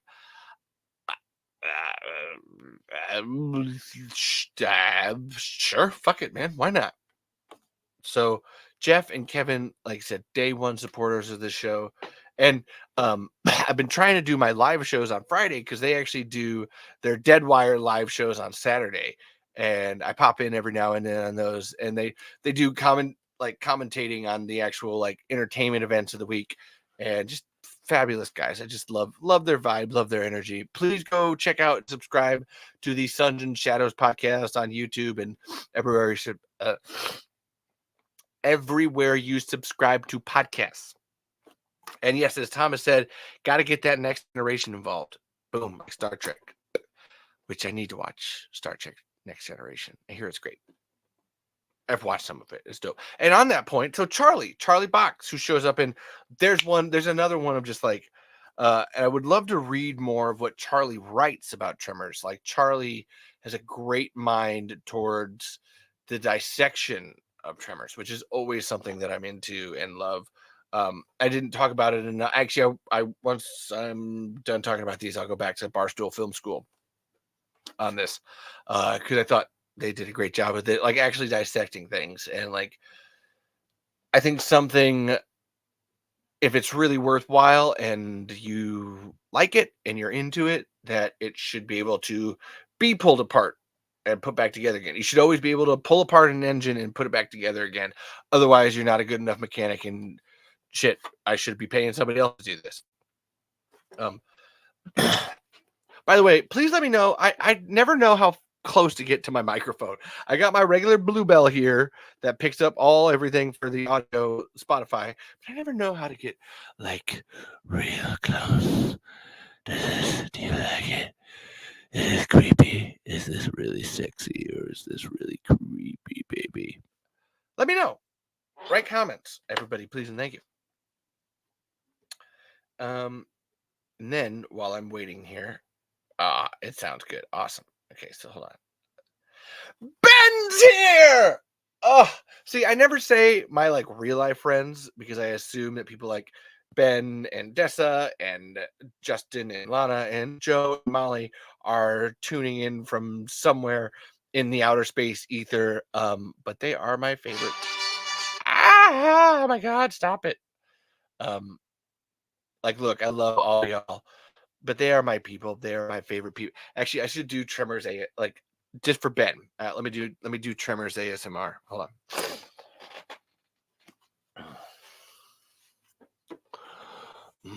Valentine, you really make my grab, boy. And I'm gonna stampede up your ass. Oh yeah, Earl. Well, how about we rock, paper, scissors for it? God, it's always sexual. Actually, okay, so I wanted to say, I need to, and Ben will love this too. I did it as an opener to the show once, to this show where I did Falling Slowly, right? Once, which I gotta watch once. I did buy the DVD. I gotta watch once. It's like the first DVD I bought in a really long time. Where it was Earl singing to Val and doing the I don't know you, but I want to all the more for that. And then words fall through me and always move me, and I can't go back. And I did it for We Have Issues, where I had Val and Earl in the truck, talking to each other about Steven and Anthony. And I really want to do one where like they're like in the back of the truck now, and then it's games that never amount to more than their amount will play themselves out. Take this sinking boat and point it home. We still got time. And like actually do both parts too, and then put them together. Falling slowly, eyes that hold me, and I can't relax. It's just like, I need to do it. I told Caitlin about it a couple of weeks ago, but it's just like, because I got the truck and I just want to sit in the back of the truck, like with the umbrellas, like they're hunting graboids, but then they're like I want to make out with your face. It's a really great face. I want to fuck you. So yeah, maybe you'll see it later. Like I said, with many things on the show, I like to do the accountability buddy segment that I totally stole from Steven and Anthony, unlike fucking Daniel Quigley says. Yeah, I want to do that song, but those two like singing it, because I've done obviously speaking parts where it's like, you split the screen and I'm two different people, but I've never done singing, and I always think that's cool. Like, I don't know if I can harmonize with myself, but like I want to try. Yeah, it's because of people like my friend Benjamin Zane McClintock over here that's like, hey, let's watch this cool video of while we're at the Oscars. And I'm like, fuck yes.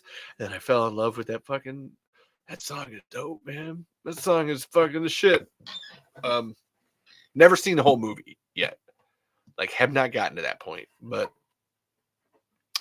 yeah, I wanna do Val and Earl sing fucking each other.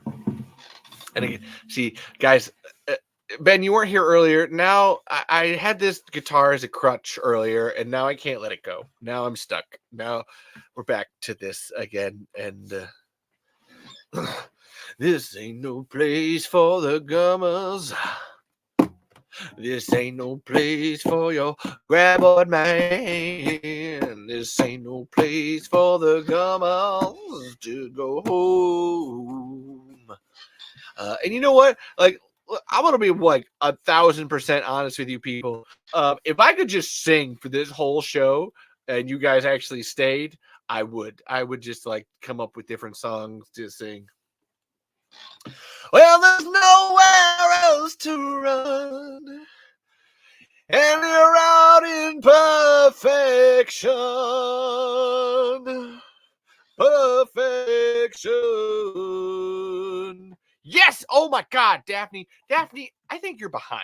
But yes, I would love to cover Splinter, which oh my God, if you guys have never seen it, Splinter is like one of my favorite I think they spent $1 million on they spent like $100,000 to make that movie.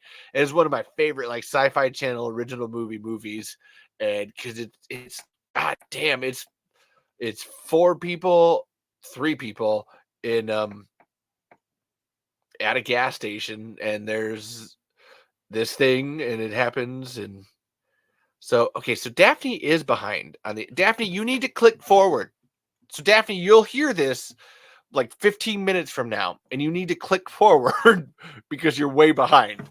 And yeah, you said that I was going to be on to do Splinter in August. And so yeah.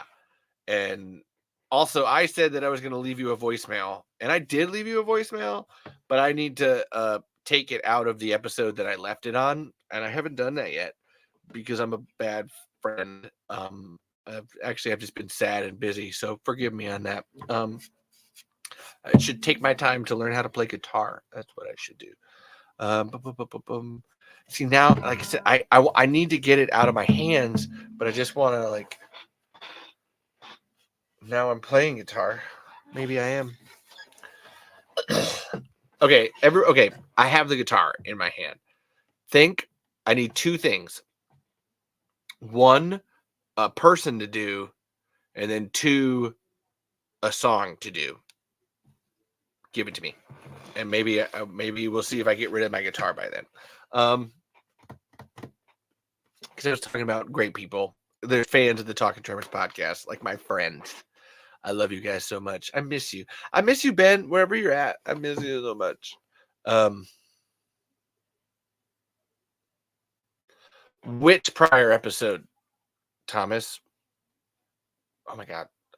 Honestly, I have like 6 or 7 audio episodes that I need to put on Spotify. I am so far behind. I have to get the Mike Malone episode uploaded like as a video too, and Jonathan Melville's second episode uploaded too.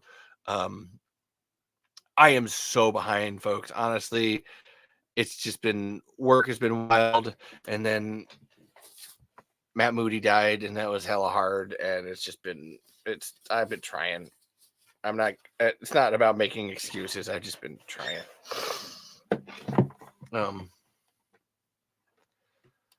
I was talking about fans and friends and great people. And I got friends in perfection places where the graboids drown and the shriekers chases all my friends away. Well, the ass blasters won't be okay. Oh, well, I'm not big on gummer graces, and I slip on down to the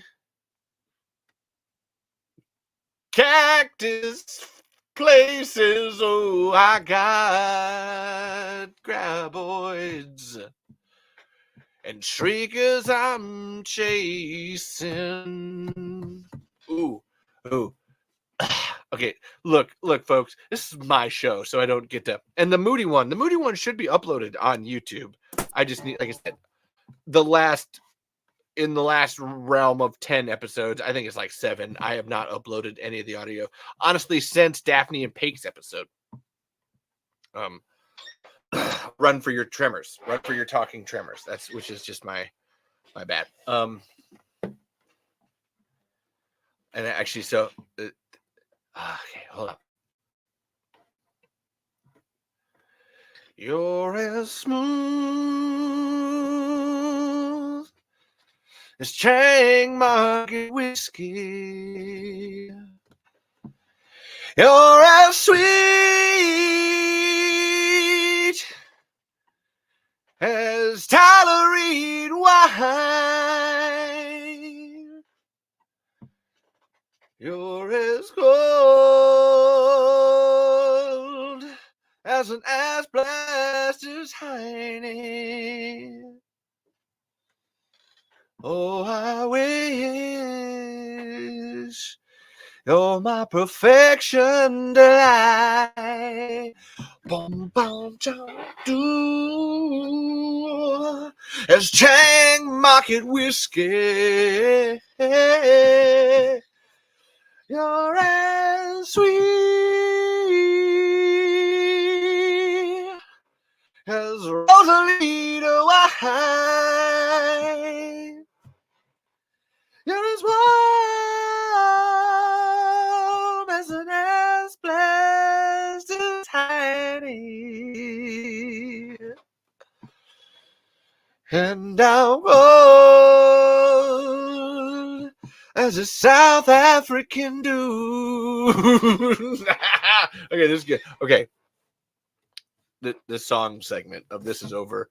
You know, hopefully Daphne has figured out that she needs to jump ahead. Maybe she will. I'm going to put this down. I'm going to put it down. God, yeah.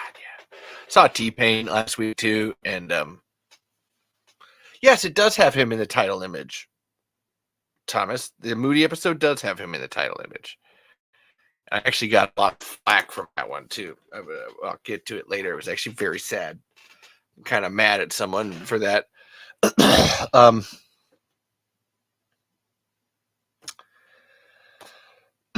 So just wanted to. Oh, God, guys. So I love We Have Issues podcast with Anthony and Steven. And I want Steven to quit his job because he does concrete for a living, and concrete and comic artistry just don't combine. All right. And so I commissioned Steven to do. Oh, it's probably not in the YouTube playlist. Oh, shit, Thomas. Okay. Yep. You're right. That's what it is. All right. Whoops. That was on me. So I commissioned Stephen Todd of the We Have Issues podcast, which again, I talk. Oh, that's an olive worth as I talked about another podcast. Actually, I'm going to talk about 5 different podcasts right now. So I'm going to get out 5 olives in prep. 1, 2, 3. 2. So good. I love olives. You all lose. But Steven, y'all, this is a wedding present, like about a year late. So Ben, if Ben knows these people. So this is Shelby Yearwood, and then this is Ben Davison, and they love Dragon Ball. And so I can't. Everything's in the way, but hold on. I had Stevie as a wedding gift. Did this commission. I can't get it close enough to think. Like in sickness and in health, till death do us part, as Dragon Ball characters. And honestly, that was actually Steven's idea. I was just like, hey, can you do them as Dragon Ball characters? And he's like, sure, cool. And then he did this extra shit, like up here, and like made them like real comic-y and shit. And this is fucking awesome. Steven, Todd, wherever you are, Mitch McCochran, this is fucking dope. I'm gonna give it. Caitlin and I are gonna give this to Ben and Shelby tomorrow or Sunday, whatever. And I can't wait to see their fucking faces because this is so cool. So everybody, go to Stevie Wildcard, Steven Todd. Go to We Have Issues, find him and commission him to do artwork for you. He does. This is just. They love Dragon Ball, so I was like, hey, and Steven's a huge like Dragon Ball. Tori, oh my god, what the hell? The guy died. Oh my god, I barely know anything about Dragon Ball. Tori Yorikiyama, the guy who made Dragon Ball, died. All right, and yeah, Steven just fucking like killed this. But he does a bunch of other stuff. Like that's where, hold on, because I got the comics here, as always. Deathless. I don't have Play It Again because I gave that one the last copy to Bill Watterson. But Deathless, like, fucking does shit out, man. Like, he does great. Like, great. Honestly, is this the issue? This is issue 1, yeah. Is that the hold on. Where's the... Oh, yeah. Issue 1 has the... And Ben, yes, Ben, they're going to love it. I know, they're going to love it so much. But, like, this, like, angel, like, decapitating fucking people because it's a golem and shit. Fucking love these pages. It's so cool. But yes, Steven Todd of We Have Issues, right there, baby. Like commission it, and Anthony. And again, there's fans of the Talking Tremors podcast. Is the episode title. These guys have been like everything and more to me and this show. They're the ones that taught me that I should make it a weekly show and put myself out there and be accountable. And I can't thank them enough for it. And yes, like go buy their stuff, go help them out. Because fuck yeah, they should be. And you know, I said that, and I don't feel like I talked about Benjamin McClintock enough either, too. So Ben McClintock, this motherfucker sitting right here, and you know what? I'm gonna do something that like Ben's autism is gonna hate. I'm gonna look right at you, Ben. All right, and if Dessa's there too, now I'm looking at you, Dessa. I'm looking at like you. You're amazing as not only like a friend and a person, but just as like a human being all the way. Like, get over it. It's not kinky. Don't make jokes. Don't pull a Justin and a Joey and be making jokes. No, you rock. You're amazing. And you know what, Thomas, connect with me. Connect with me. Like you're just amazing. I just had to say that. Ben and Dessa, I love you guys to the moon and back. Thank you for always being everything. There's another one. That's where my brain's just been all over the place. I got to finish that. Gotta finish that scene with you too. I've got it. It's all sitting right there. Really, what it is I got to buy a new phone because I don't have enough space on this phone, and I'm just so scared of deleting everything. And I literally just have to buy a new phone that has an SD card on it so I can like do that. But Ben and Dessa, I love you guys so much. I can't wait for you to be in more stuff and do the thing. Fucking love you guys so much. Connecting. And you know, Joe and Molly and Justin and Lana, I love you too, but I can't like look at you right now because you're not here. So like, I'm sorry. Like we're on Molly's boat in our hearts, but it's still docked. You know, it hasn't left the shore.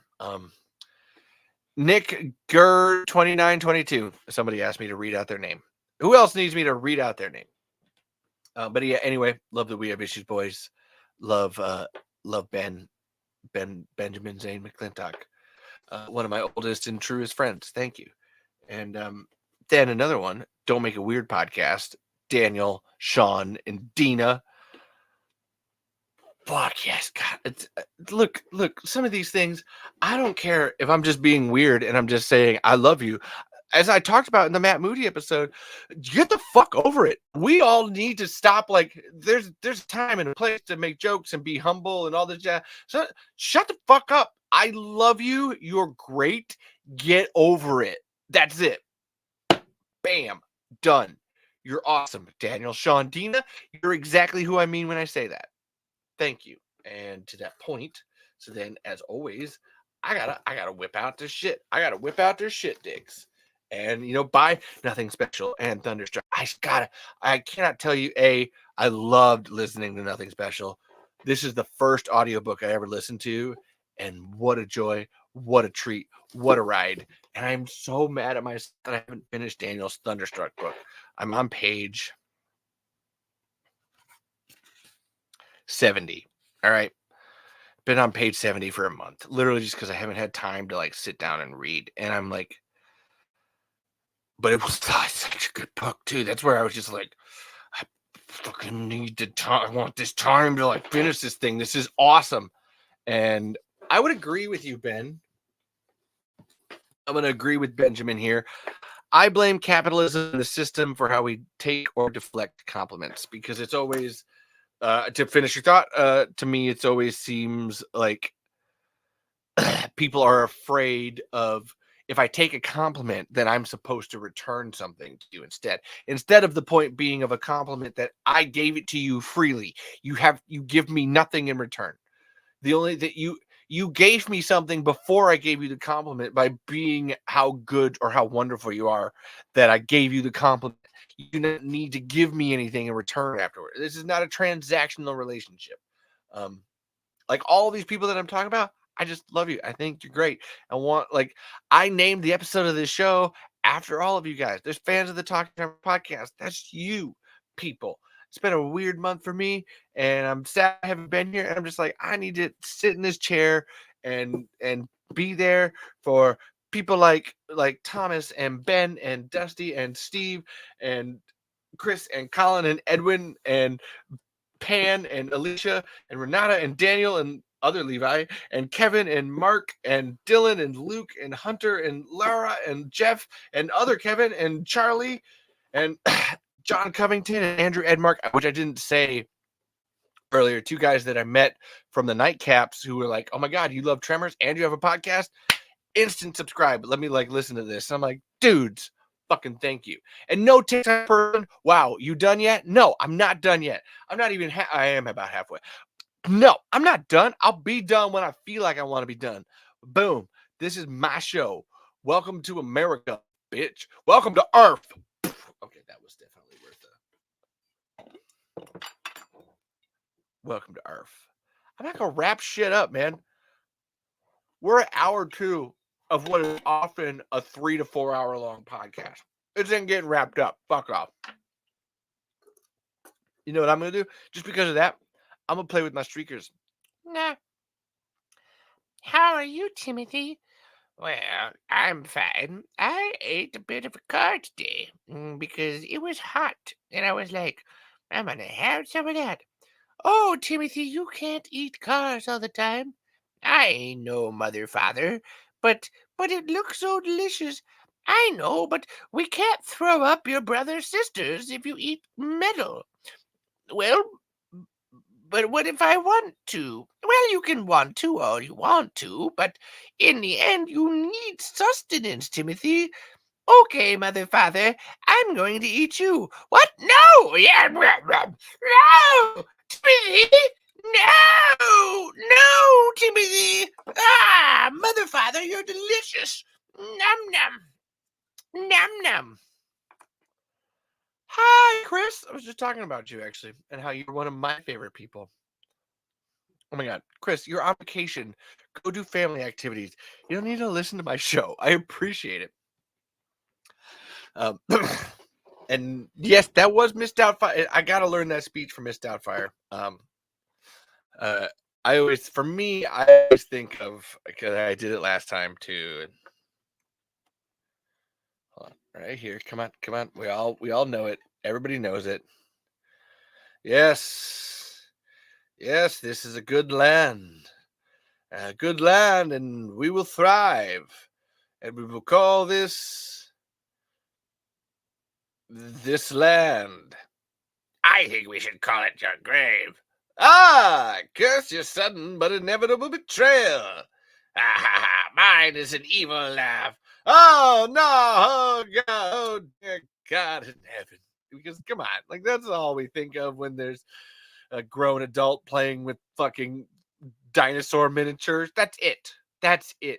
Well, again, or Miss Doubtfire, but I gotta learn the Miss Doubtfire speech. And yes, Chris, you are here just in time for the look. Oh my God! Like, what if it like the ass blaster was like riding the graboid? Yay, Jim! You're a great ride, man. Dude, you're totally welcome. Like, I'm just swimming. Yeah, hang on. I'm gonna pull you up, bro. Yeah. Yeah, look, I'm flying, man. I'm totally flying. No, dude, we're flying, man. Yeah, hang on tight. Woo. Ben, I'm not even going to repeat your joke because I've heard it. Not only because I've heard it before. However, the real reason I'm not going to repeat your joke is because we're not doing that. That joke right there is like the end of Tremor 7. We're just going to ignore it. We're going to just pretend it didn't happen. Wow, watching a 28-year-old child playing with their toys. Excuse me, I'm 33. So fuck off. And you know what? These aren't toys either. These are actually scale models that I'll be using in our new Tremors sequel, Tremors Silent Song, and other things. So it's not like they're toys.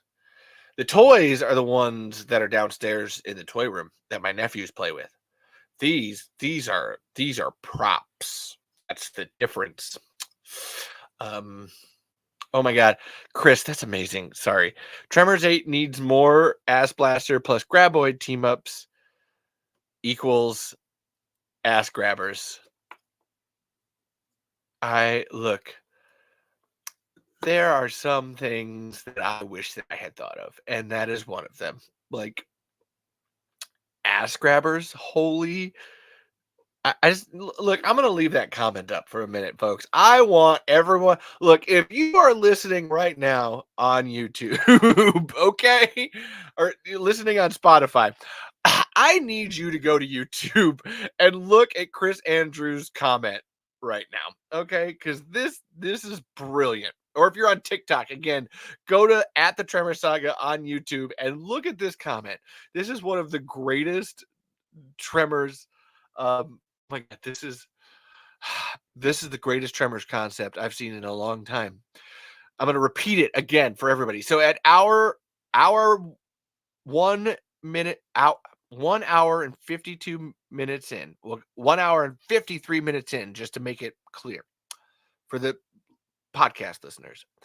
Tremors 8 needs more team ups. Ass blasters plus graboids equals ass grabbers. Ladies and gentlemen, like, let's just pack it up. That's it. We don't need to write it there. It's written. It's done. That's it. Because yes, those aren't toys. Those are action figures. And yeah, hey, William or Thomas, could you do me a favor? I need a consensual ass grabbing of Valandurl. Look, I have a Burt Gummer. Oh, hold on. Oh, Burt Gummer got stuck. I have a Burt Gummer. But I need a toy of, or an action figure of Valinor like grabbing each other's butts. Ooh, now I have Bert riding the ass butt. Actually, hold on. Hold on. Yeah, Now Bert's riding a shrieker. When I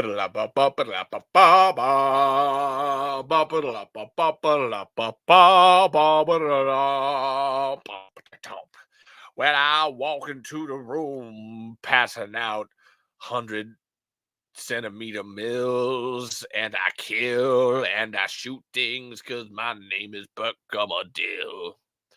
Well, I wouldn't trade old Leroy or my grenades for an Escalade, and I'm the only Burt Gummer in this town. When I'll haul and I'll saddle up my graboid and I ride into the Bixby.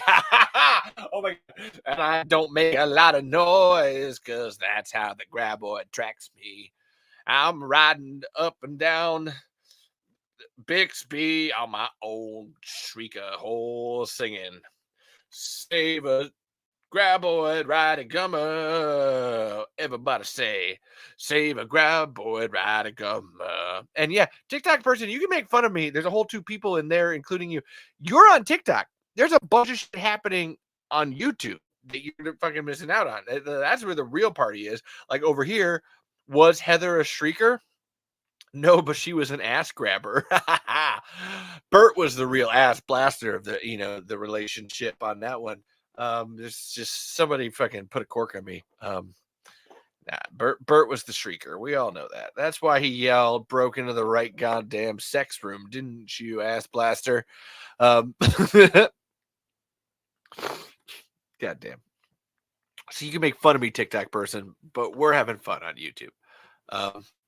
And no, Thomas, I'm kidding. Please don't actually make a Val and Earl grabbing ass.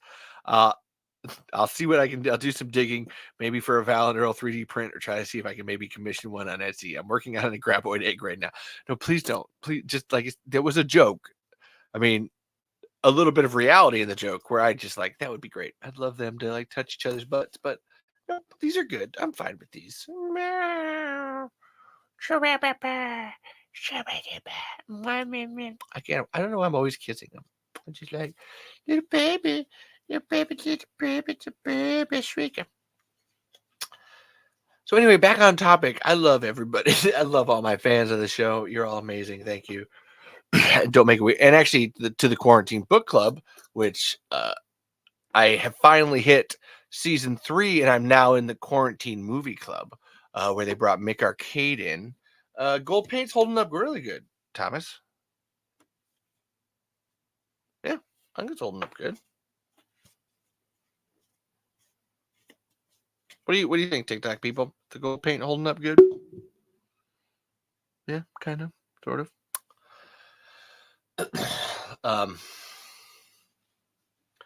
You're fine, Joe Cornish. I was just giving you shit that like, oh no, there's a brand new world out here that you don't even know is happening.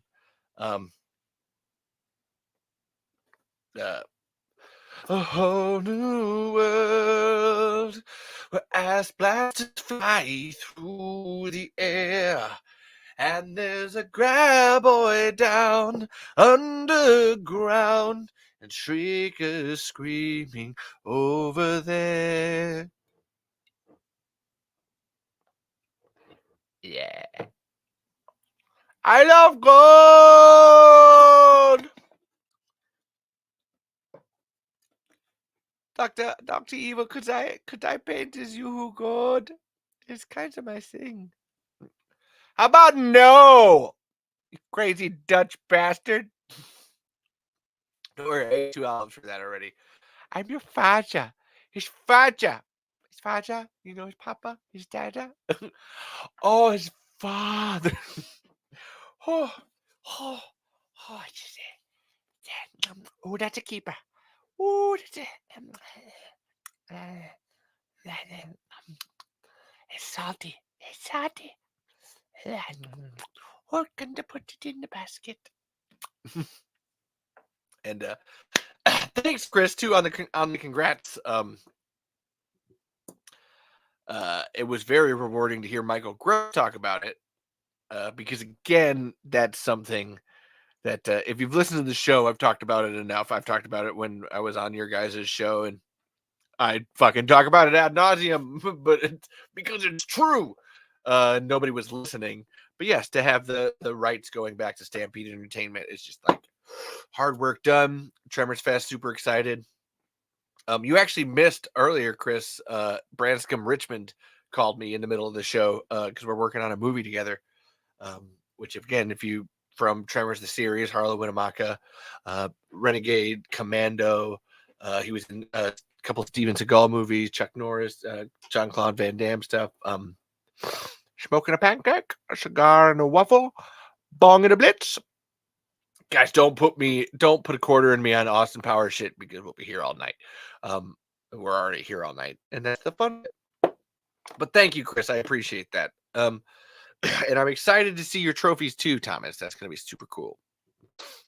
It's already super. These are already cool. Like I said, it's hard. I need to have them here because they're great props, but it's also very distracting to like, man, I want some Coke. No, you don't get any Coke, little ass blaster. Yeah, baby. Man,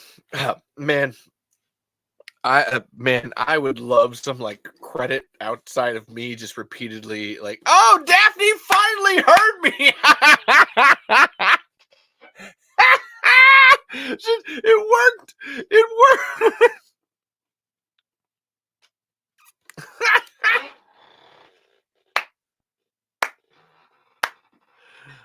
It worked. See, I plan ahead. See, we plan ahead. That way we don't have to do anything right now. Earl explained it to me. Damn it, Valentine. You never plan ahead. Now here it is Monday, and I'm already thinking of Wednesday. It is Monday, right? I don't know how you got behind either, Daphne. But like when you're just commenting random things that happened like 15 minutes before, I just gotta make the check and be like, hey, Daphne, click the live button forward all the way, exit out of the live, and then come back in because you missed it. Okay, so TikTok. Okay, this is funny. TikTok live restricted me for some audience because my live contains themes that some may find uncomfortable and has been restricted. Reason: regulated goods content. All right. The reason is regulated goods content. Anybody have any idea what the fuck that means? Was it these? Is it these? Because I didn't pay for these, TikTok. This is friendship love. Like regulated goods content. Look, man. Okay, I'm super confused. All right, Joe Cornish. So I'm gonna do a thing now. No, because I've been doing Tremor stuff for so long, and Universal has no claim over Tremors anymore. That they just don't even care. That it doesn't like we would have. Oh my god, this everything that I've done would have gotten a copyright strike so long ago when it comes to Tremors. I'm literally, like I said, I'm literally holding up a little baby Shriek. No, not a chance in hell. Look, there's Tremors 2 Aftershocks on 4K. Wow. Okay. That's hilarious to me. Yeah. I love you, Chris. Have a good night. Enjoy your family. I hope all is well for you. Yes, like I said, you and Colin, I gotta get on the show. I got to. Okay, so forgive me. Okay. Ooh, excuse me. Okay, TikTok people that are here, Ninja7, Joe Cornish, just some football guy. I'm going to exit out of the TikTok live, and I'm going to come right back. So just like stay on this channel. Look for this. It's literally going to 30 seconds. I'm going to see if I can't get rid of the restriction. The regulated goods content restriction. Which again, what the fuck is that mean? So just wait 30 seconds. Stay here on the page. I'll be right back. This is why you should subscribe to the YouTube channel because you don't miss anything. Oh wow, oh my god, shut up. Holy god, that was terrifying. All right. Now we're going to go live on that. Yeah, it's unrestricted. Huh. It was just that stream that had regulated goods content. I got nothing on that. But the Quarantine Book Club podcast, like I said, I've gotten really good at getting off on tangents and getting right back on. Quarantine Book Club, Rand Denton and Bob Denton, and one of my favorite stories that I have heard this entire, because I didn't read it, I listened to it on Audible. His Ragged Company by Rance D. Denton, which again, if you've been listening to the show, you know how much I fucking love this book, which him and Dina's book I really got to write reviews for, because authors love reviews. But Rance and Bobo and the Quarantine Book Club podcast, huge fans, to the point where next year I'm going to be able to go. I've been offered by them to come out to their ShacoCon that they do every year and do a booth. Hold on. Uh-oh. I gotta slide it in the slot. Oh my God. I gotta slide it. I gotta slide it in the slot. I gotta slide the big hard book in the slot. Was that weird or what? I loved it. So get over it. Rance and Bobo invited me out to ShacoCon next year to do some panels, promote the podcast, do some booths, do a table and such, which I've never done, and I'm super excited and looking forward to. And I love that they love this show enough to offer me that. And we'll see what the hell happens. And you know what? I'm sorry. Look, Thomas, I'm sorry, but I just have to now. Oh my God. Oh my God, it's just so good. I just need that hard book. Flip my pages. Flip all my pages so tight. But now they're loose and flipping.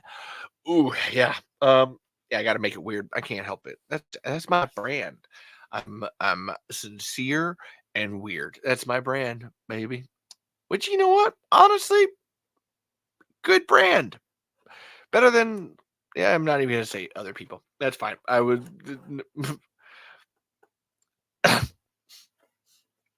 God. Okay, Ben, you just gave me. These are thick, hard covers bound in skin. Did you know I'm from Tucson, Arizona? I'm just a regular human podcaster.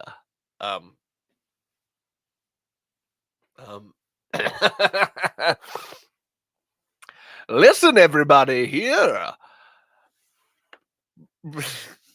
Ask Placer. Yes, I can hear you, Clem Fandango. I love Matt Berry. Like, I could do Matt Berry ASMR forever. He's beautiful, a handsome, virile man. Whiskey. Goddamn. Listen, gay is in. It's hot. It's wet. It's in.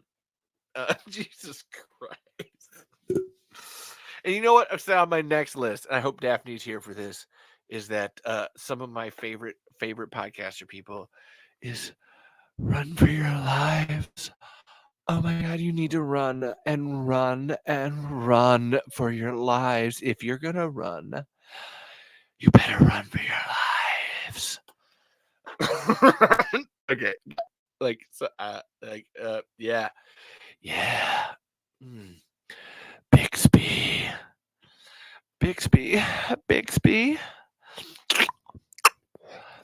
If you're gonna run, you better run for your lives.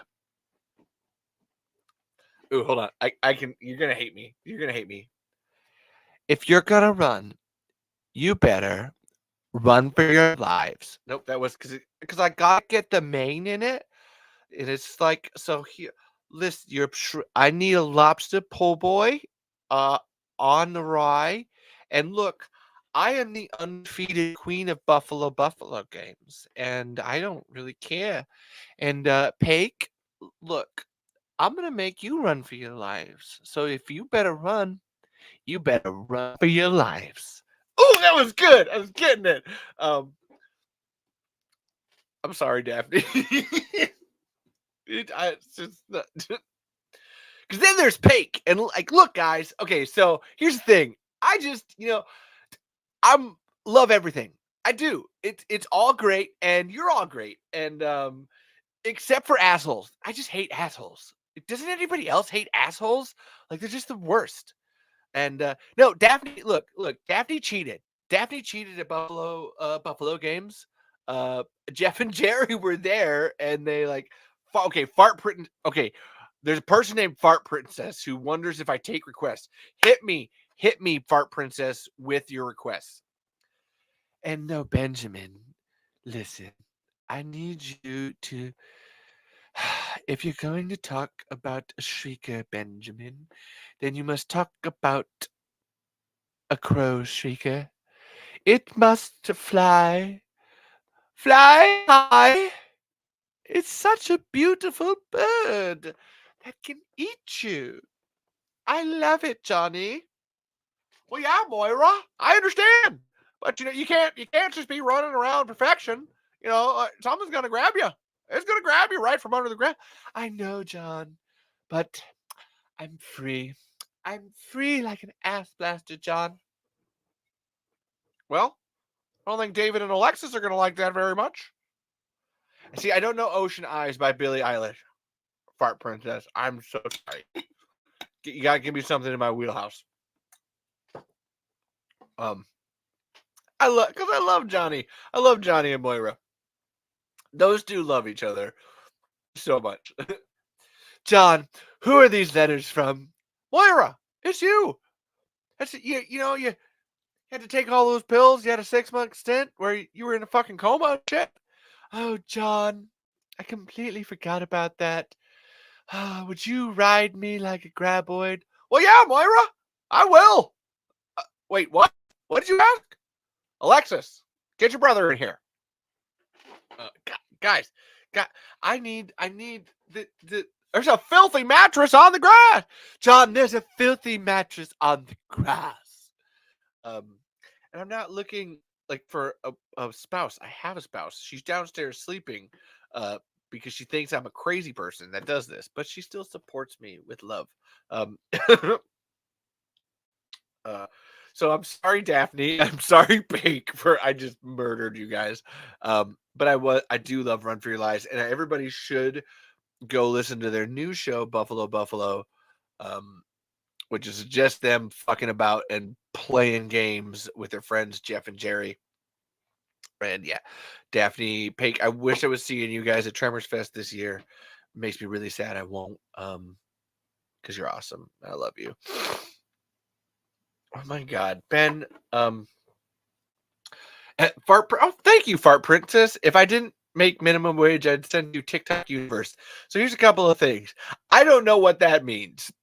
Okay, like, look, I know the bare minimum of TikTok. Like, I know how to turn the live on and then post videos. That's it. I don't fucking know shit. So what's TikTok Universe, Fart Princess? I just love saying Fart Princess. Fart Princess. Fart Princess. So Benjamin McLean. Did I say Benjamin McLean? Look, we're gonna go down to perfection, have a few laughs, do some things, man. I'm gonna meet out. Yippee-ki-yay, Mother Gummer. Ben McClintock asks, do you think Johnny, his bush, is like an elephant with a unibrow?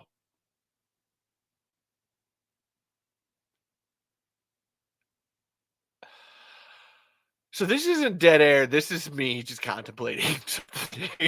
So like, I just like the elephant with a unibrow. You know what? I just gotta say yes with the regular eyebrows he already has.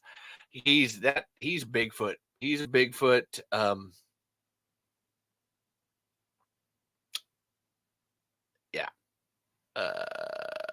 Oh my God, Ben. And then does Johnny have a different Merkins like Moira that again? I'm completely sober besides whatever's in this Coca-Cola. Moira's wigs. You know what? I'm going to say yes. This is a yes and kind of show. Also, Justin just joined. I don't know a Justin Fart Princess. Are you Justin? I feel like you're Justin Edwards in disguise as a Fart Princess. Fart Princess really seems like a name he would come up with. Hold on, I have a whole bunch of notifications. Yeah. And yeah, I'm just gonna say yes. There's a bunch of Merkins, which again, I was explaining what a Merkin was to Caitlin yesterday. Like literally, we were talking about this. Like, what's a Merkin? And yeah, that's a pubic wig that mainly used by whores, strippers, something like that. So yeah. No, there's no white powder in this Coca-Cola. Nope, just regular Coca-Cola. That would. Although I'm not gonna like be disappointed if it wasn't. That would be cool. And Cult of Odd with Christopher Dunham, who gave me my first interview talking about Tremors like 2 years ago. Man's been going through it. I wish I was able to help him more. And I just want to get him on the show. I thank you, Christopher Dunham, wherever you're at. Great promoter, great friend, great fan of the show. Thank you, Chris. And then Ian Ayus from Fermented Cinema, another person I need to get on the show, another person that had me on their show and loves this show, who's in Japan, so he comes in and out on lives when he can.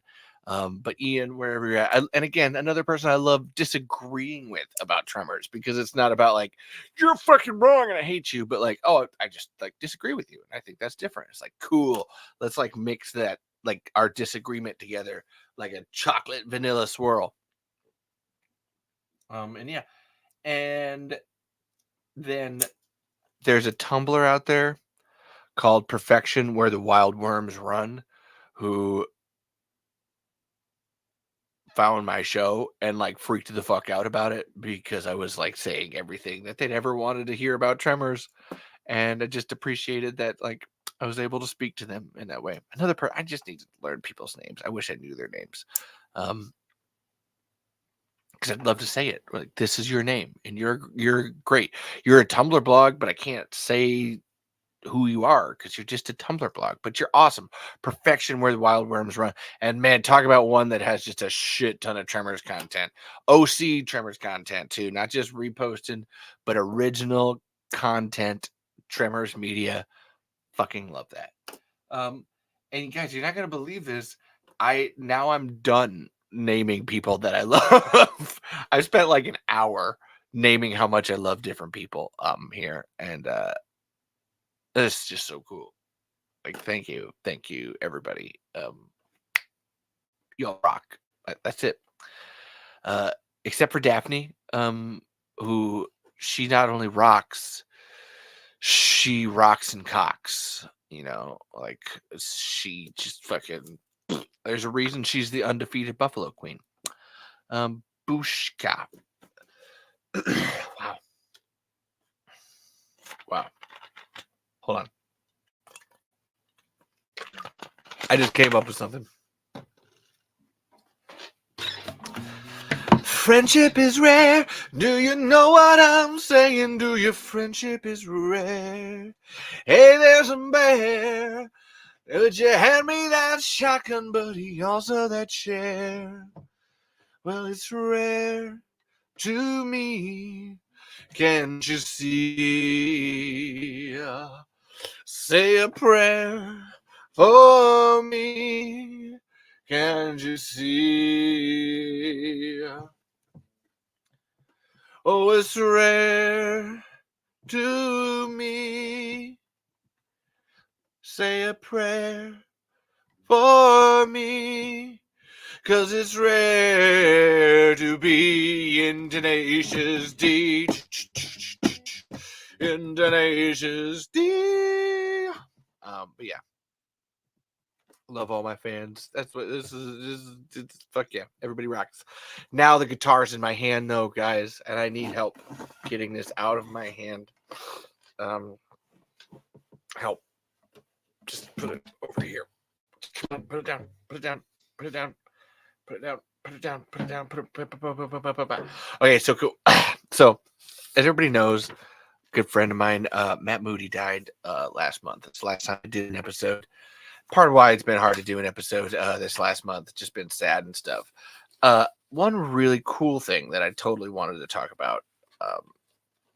Pluck the G-string that gets unwedged. There's no such thing as a G-string, Ben. What are you talking about? That's like a G-spot. Those things don't exist. Those aren't real. But we went to Caitlin and I went to go see a movie that Matt Moody was in.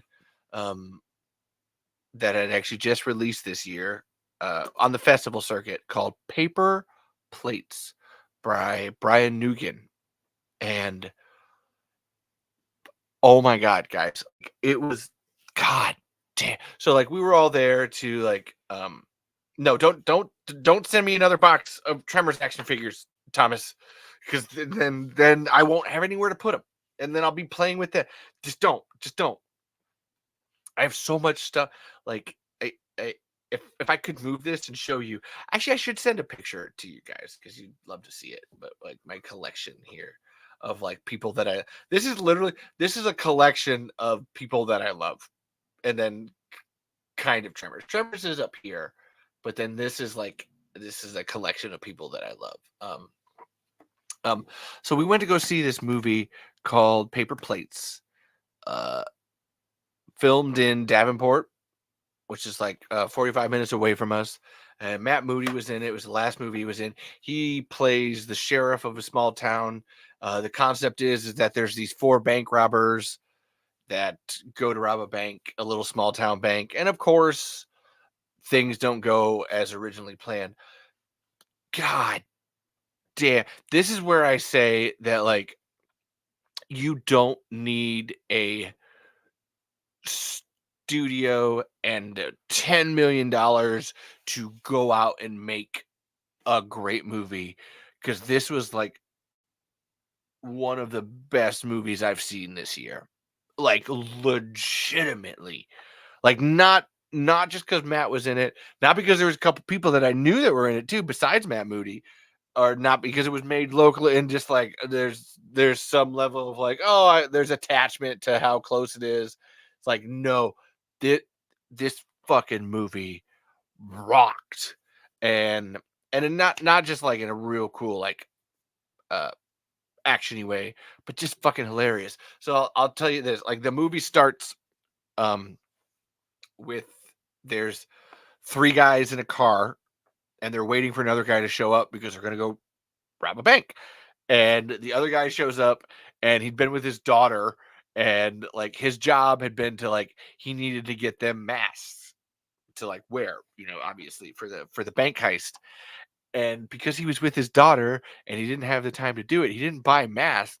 Instead, he made masks out of paper plates, like with string, like literal, like drew faces on them, cut holes in the eyes and mouth, and then fucking put them on there. I need to like legit like this, just straight up, like fucking eyes and holes, and just like that's it. And so then the first like 5 minutes of the movie is them like driving to the bank, and he already showed up late, so then they're just giving him shit, and then he's fucking mad like this, and it's just fucking it's just like it's serious, but it's great comedy where it's just like, oh my, like the comedy of the situation is happening, and it's hilarious and real at the same time. That's what I loved about it. It was just like, okay, this just seems like I feel like I know these people, and if I've seen my friends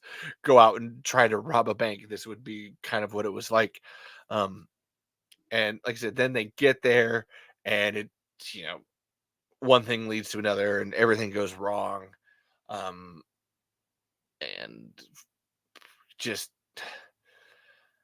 tense, tense movie while still being funny at the same time. And a lot of great acting and directing. There's a couple, like it was all very, it was played straight, but then there was a couple of points where like, oh, did that actually happen? Oh no, wait, it didn't. To the point where then when it happened a third time at the end, you're still left like, wait, is this another one of those points, or did you? And like, and I won't spoil it, but like you're like, oh yeah, we'll see. And like I said, and then Matt was in it, and Matt played the sheriff, like the good guy main character, and it was really hard to, but not hard, but like touching to watch. Actually, one thing that I will say that was one of the coolest, like this is like right off the bat, like the level of like um ingenuity and differentness that was happening. So they're bank robbers and they're calling the cops or whatever to negotiate. And they did this great thing where they literally had the actors in the same room giving the call, but like there was enough like out of focus that like, oh no, like they're in the same room, but the concept is that they're like, well, obviously they're on the phone, so they're talking to each other, so they're having the conversation, so they're facing different ways with the phones, uh, but like it would even slip in and out just a little bit where you go back, but then like, oh no, it like happened again. Like you put the phone down for a second and you're talking, talking to the other guys, and then like pick it back up, and then the other guy like walks in out of the room, like you're like just like, oh, now he's back in the conversation again, like actually in the same room with each other, which was it was. I'm not doing a good enough job describing it because it's a very visual, visceral thing. I just hadn't seen anything like that before, and it was really unexpected and cool, and I just loved it. Um, to the point, so like it was, I guess the best way to like, it was a bank heist movie with a, a lot of brain to it, like not just like Ocean's 11. Oh, we got to think about a cool way to get out of this, but a lot of like emotional brain, like bringing something, like really thinking about stuff to it. To I think one of my favorite parts of the whole movie was this one guy who is the older dude amongst the bank robbers ends up giving like a 10-minute long, no cuts, no cuts. It is, and he's in a mask the whole time.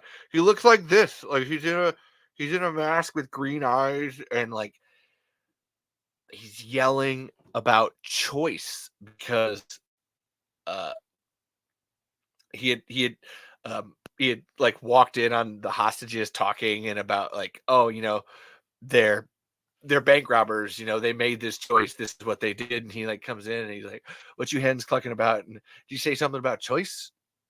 You think that I had a choice in this?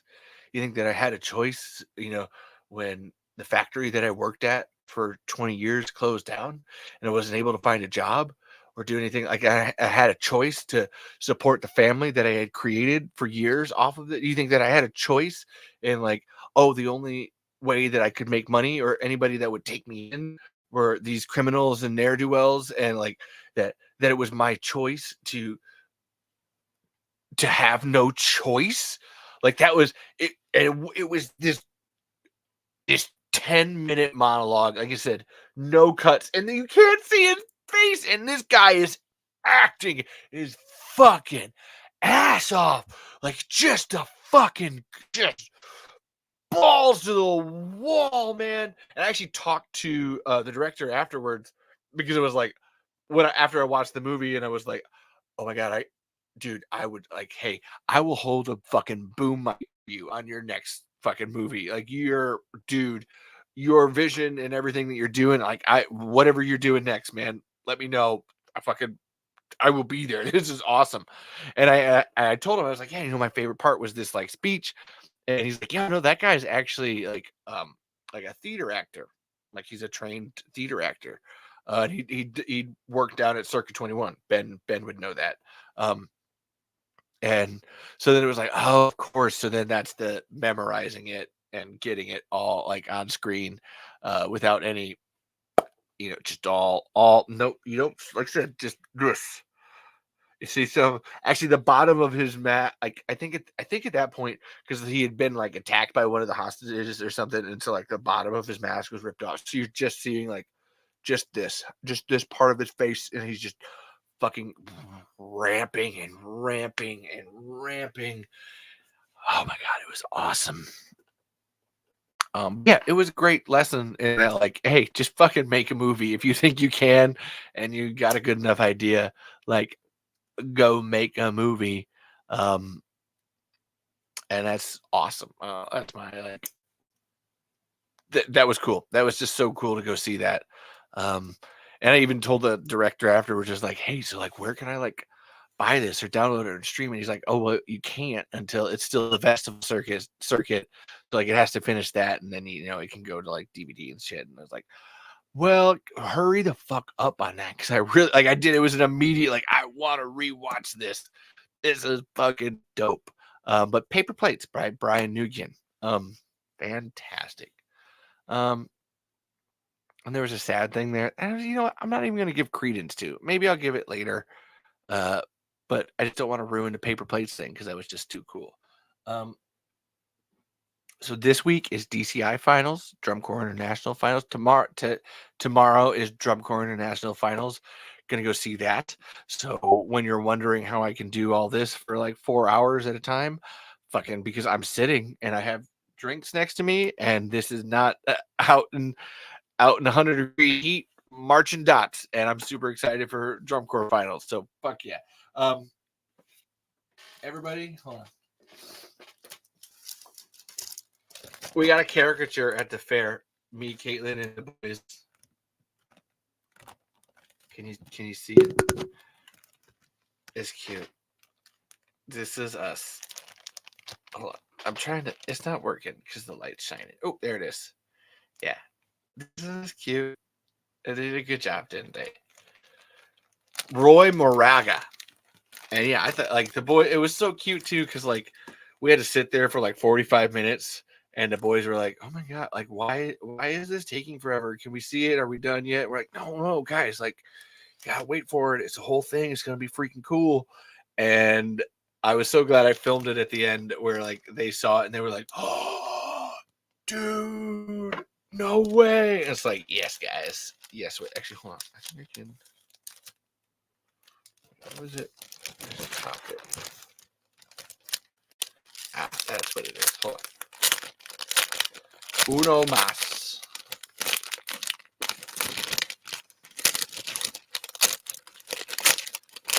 Oh. I don't want to break it.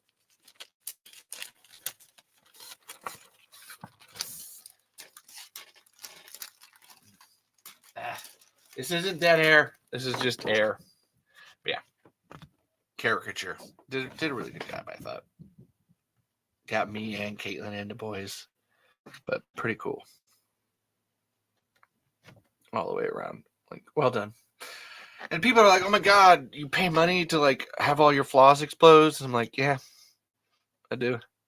That's the thing. That's me. That's the thing. Second, but I think it's cool. But yeah, that was fun. And I got to take the boys to the fair.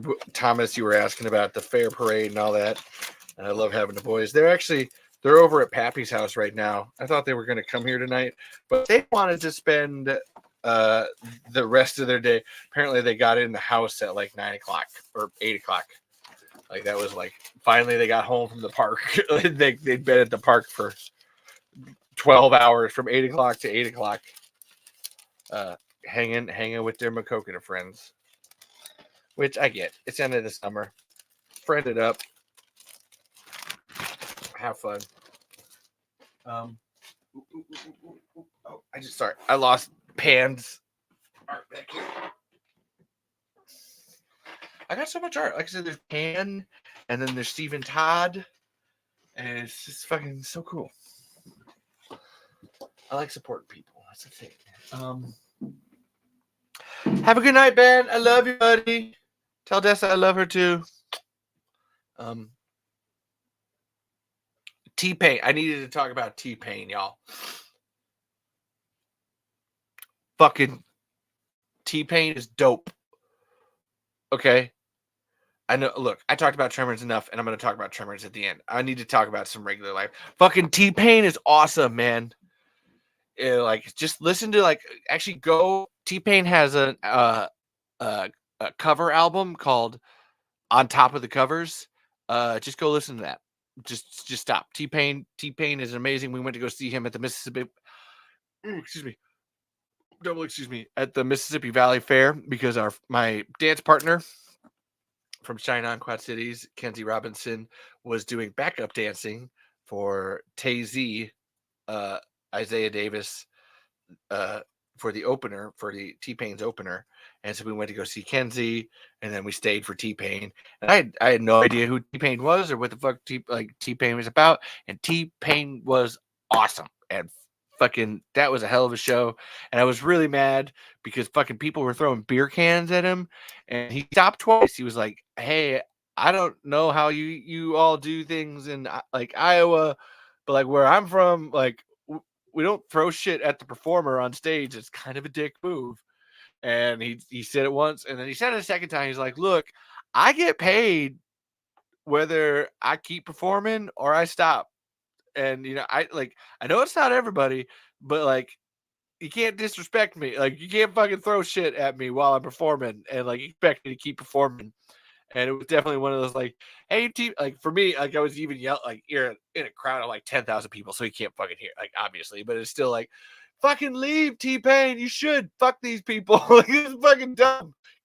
Fuck them. Get out, man. Like this is like, are you kidding me? Like this guy comes here to perform and puts on a great show, and your response is, I'm gonna throw shit at him. It's like, no, that's just a move. Go fuck yourself. But T-Pain himself, like he was a great performer. Like I love, like at the the start of his act, like he had a brown, like a brownish red shirt on, and slowly as he went through it, that thing just got darker and darker with his sweat. Like he was fucking drenched in sweat. And it wasn't even that it was like super hot. Like he was just giving his fucking all. And it was like, damn, T-Pain, respect on that. So I developed a newfound respect for T-Pain last week. That was really cool. I just had to say that.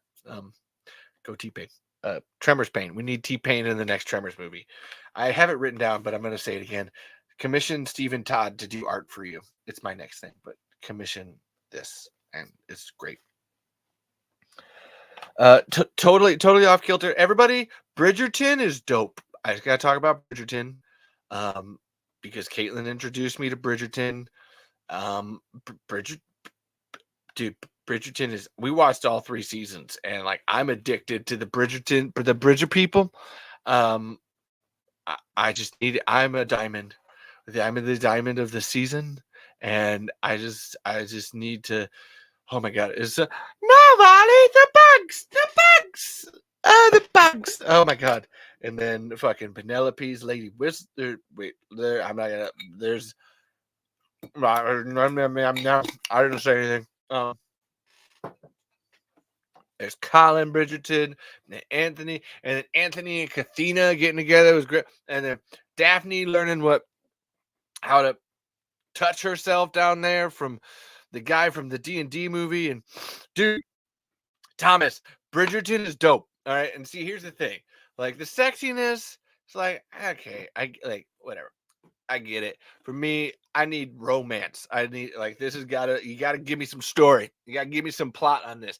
Man, I love Bridgerton because it's got the intrigue. It's so good. It's like, ooh, it's tense and like, ooh, is this gonna what's gonna what's gonna happen? Oh, things are happening. It's so fucking cool. Right now, I'm like, we got done with season 3, and I'm like, oh man, Benedict, like, is Benedict gonna get his Benedict, or is he like, can he share? Is he gay? Does he like the older lady? Is he into cougars? Like, but does he like the dude? Like, can he paint? Like, what? Yeah, dude, Thomas, don't be ashamed of it, man. And hey, it's not even about Bridgerton. Don't be ashamed if you like something. If you're into it, who cares? That's it. Actually, I downloaded it because Caitlin was like, "Hey, I'd like to watch Bridgerton." And I was like, "Okay, sure, why not?" And like, she kind of like started it and watched the whole first season. And I was coming in and out. And I was like, you know what? I'm not.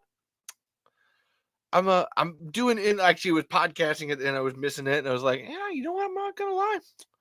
I'm interested. I'd like to watch some more of this. And then one day I was at home and Caitlin was at work, and I was like, you know, I could like watch a movie. Oh my god, something just happened. My TikTok just yelled at me. I was like, I could like watch a movie or something, but I was like, oh, you know what? I should like catch up on Bridgerton before we, start season 2. And then I did, and I was like, oh my god, fucking Bridgerton.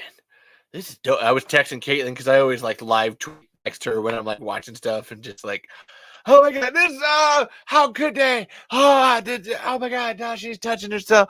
And Anthony's a dick. But then Anthony's great in season 2, and then he's even better in season 3. But it's just like, oh my god, like so many feelings. I just love Bridgerton. I fucking love it. I love it, man. I'm a Bridger person. I crossed the bridge. I think the Featheringtons has been a great like progression to see them become cooler people.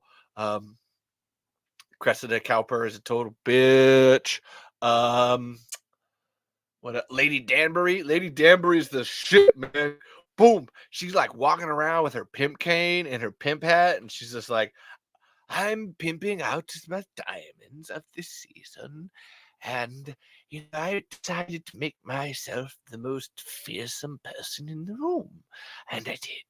And it was great. And then there's like Queen Charlotte, and she's like, well, listen, all of this is beneath me, but I'm going to do a whole bunch of cocaine. Brimsley, bring me my cocaine and little doggies, please. And I'm like, yeah, fucking love it. So like, I don't have anything substantial to say, but fucking Bridgerton is dope. If we could somehow combine Bridgerton and Tremors, like that would be the tops, like the fucking best thing. And while we're here, so I was saying that while we were watching Bridgerton, I was like, man, if there was like a monster in this and they were like trying to kill the Bridger people, that would make this the greatest series of all time. But then we started like watching, like we watched Dante's Peak. I showed Caitlin Dante's Peak, and I was like, it would be really cool if like a volcano appeared in the Bridgerton people, and like that would be that's right there. That's your fucking print it. That's a series. That's a whole trilogy of trilogies of trilogies.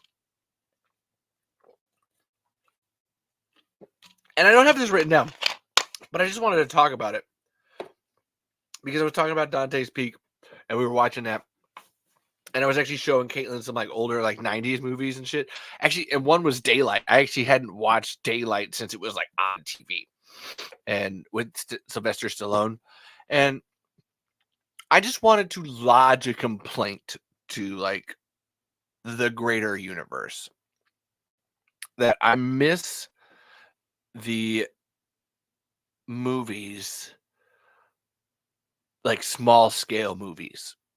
Like every movie nowadays, like a disaster movie or shit like that, like everything has to be dying. The whole world is ending.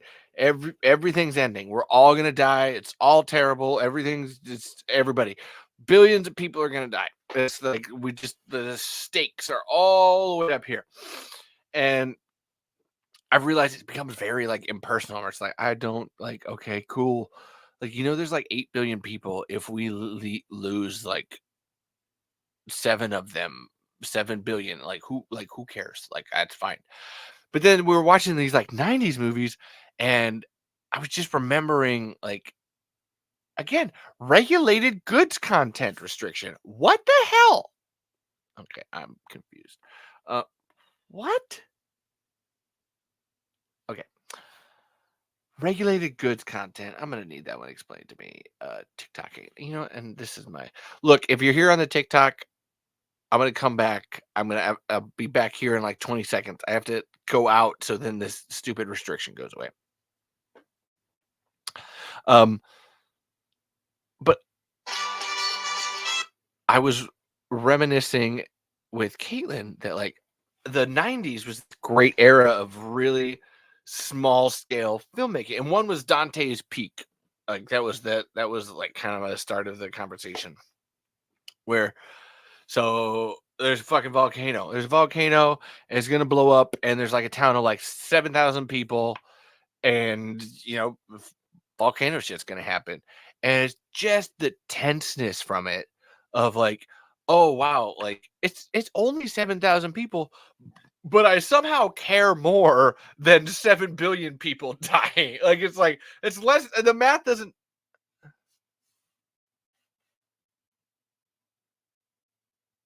Oop, hold on one second. What is that?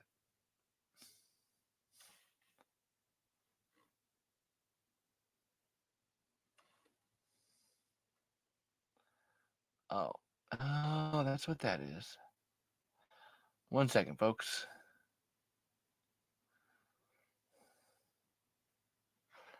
Delete forever. All right, we're still good. Like the math doesn't like work out. I should be more concerned that 7 billion people are going to die rather than 7,000. But I don't, because in that small scaleness, you get a personality to something that you lose when you like grandize. Daylight. There's a total of like 12 people in it, and like you're terrified for all 12 of those people, and when each one dies, then it like hits and it makes you feel sad and gives you a little that punch that just and it means something. And like I just miss it. I don't know. That was my. I know that's a conversation we've had on the show before. That like the mid-budget movie, since we've lost DVD sales and everything has to be streaming, that it's always going bigger and bigger and bigger. And I just like miss the smaller scale disaster movie. Vertical Limit. I loved that. Was a great one. There's like 6 people on a mountain. There are 10 people on a mountain. Terrifying. I was watching some horror movies. Exist. There's a Bigfoot movie called Exist from 2006 or 16 from the same guy that did Blair Witch Project. Same thing. 5 people in the woods. Absolutely terrifying. Fucking, oh my God. Hell, even Vincenzo Natali, who did the Tremors pilot, did In the Tall Grass, which a lot of people didn't like, but I loved because it was just like, there's like 6 people in this fucking scary ass grass, and like, what the fuck's gonna happen? I don't know, but I'm scared for each one of them. And just anyway, that was my add Bridgerton to any of these. It'd be great. However, can we please bring back the mid-budget small movie? And cool. All right, so that's just like regular life things. Now I get to talk about cool things. I look what I bought. Yes, Dragonheart. Well, you know what? There's another one. Fucking Dragonheart is a great goddamn movie. Oh man, I cried. I forgot how much that movie hits, man. Me and the boys, we cried at that one. To the stash, boy. To the stash. And Booshka. Oh my God, I'm just almost out of olives. Like, what am I going to do then? Oh my God, come on. There we go. But I've been seeing these on eBay, and I was like, you know what? I just got to like actually get them. Because I'd never see anything like done with them talked about. Haven't seen. What I need to do is in each of these. I'm going to show you this one first. Cinefex magazine is obviously about the special effects industry in making movies and how it's all done and such. And come on. And the reason I bought this one that's got the Dragonheart cover, 13. That's where it's at. That we have a Tremors 2 article. Return of the Worms with Shriekers. Tremors 2 Aftershocks article. Is that Dante's Peak? What is that? James Bond. I forgot he was James Bond. Yeah, a Cinefex article with the whole behind the scenes that you don't get in Seeking Perfection. Like, that's where it's like, I need to take pictures of this and upload them because this is so freaking cool. Having extra info on the series, and especially Tremors 2, anything that's not Tremors 1, because everybody documented the hell out of Tremors 1. Hold on. You know what? I read this earlier too when I got this. This is actually a great paragraph to go off of my earlier thing about small budget movies. In an age of big budget movie making and extravagant effects, Aftershocks, like its predecessor, was a throwback to a long gone era. This was down and dirty, low budget filmmaking at its best, Wilson reflected. I know people have made movies in less time, but rarely one as complex as this. What made it a delight was the tremendous support, inventiveness, and professionalism on the part of everyone involved. From the producers to the creative team to the effects crews to the cast, everybody at one time or another contributed some idea for how to solve a particular problem, and that always got us through the day. And that's from Steve S.S. Wilson on that. And it's like, yeah, man, that's why I love you. And I'll go to bat for you every time, Steve. Sometimes you don't need to make money or do everything in the world. Solving a great problem, being inventive is sometimes the biggest fucking thing there is. So I got one for Tremors 2. And then obviously this one with our lovely Tom Woodruff Jr. in a graboid costume and Finn Carter as Rhonda LeBeck here in the back is all devoted to Tremors 1. And like I said, I need to take some solid pictures of these and upload it because it does have a bunch of information that you can't normally get elsewhere. And I would just love to fucking spread that everywhere because that's, like I said earlier, I appreciate that there's fans of the Talking Tremors podcast. I would like to do less, and I would like the fans of the Talking Tremors podcast to do more and to do what we can with what we got and all that jazz. And so I want to be able to give you guys this and get you out there working on it some more. And yeah, it's just great. I think we have all these pictures. I have all these pictures already, but yeah, Beneath Perfection, fucking awesome.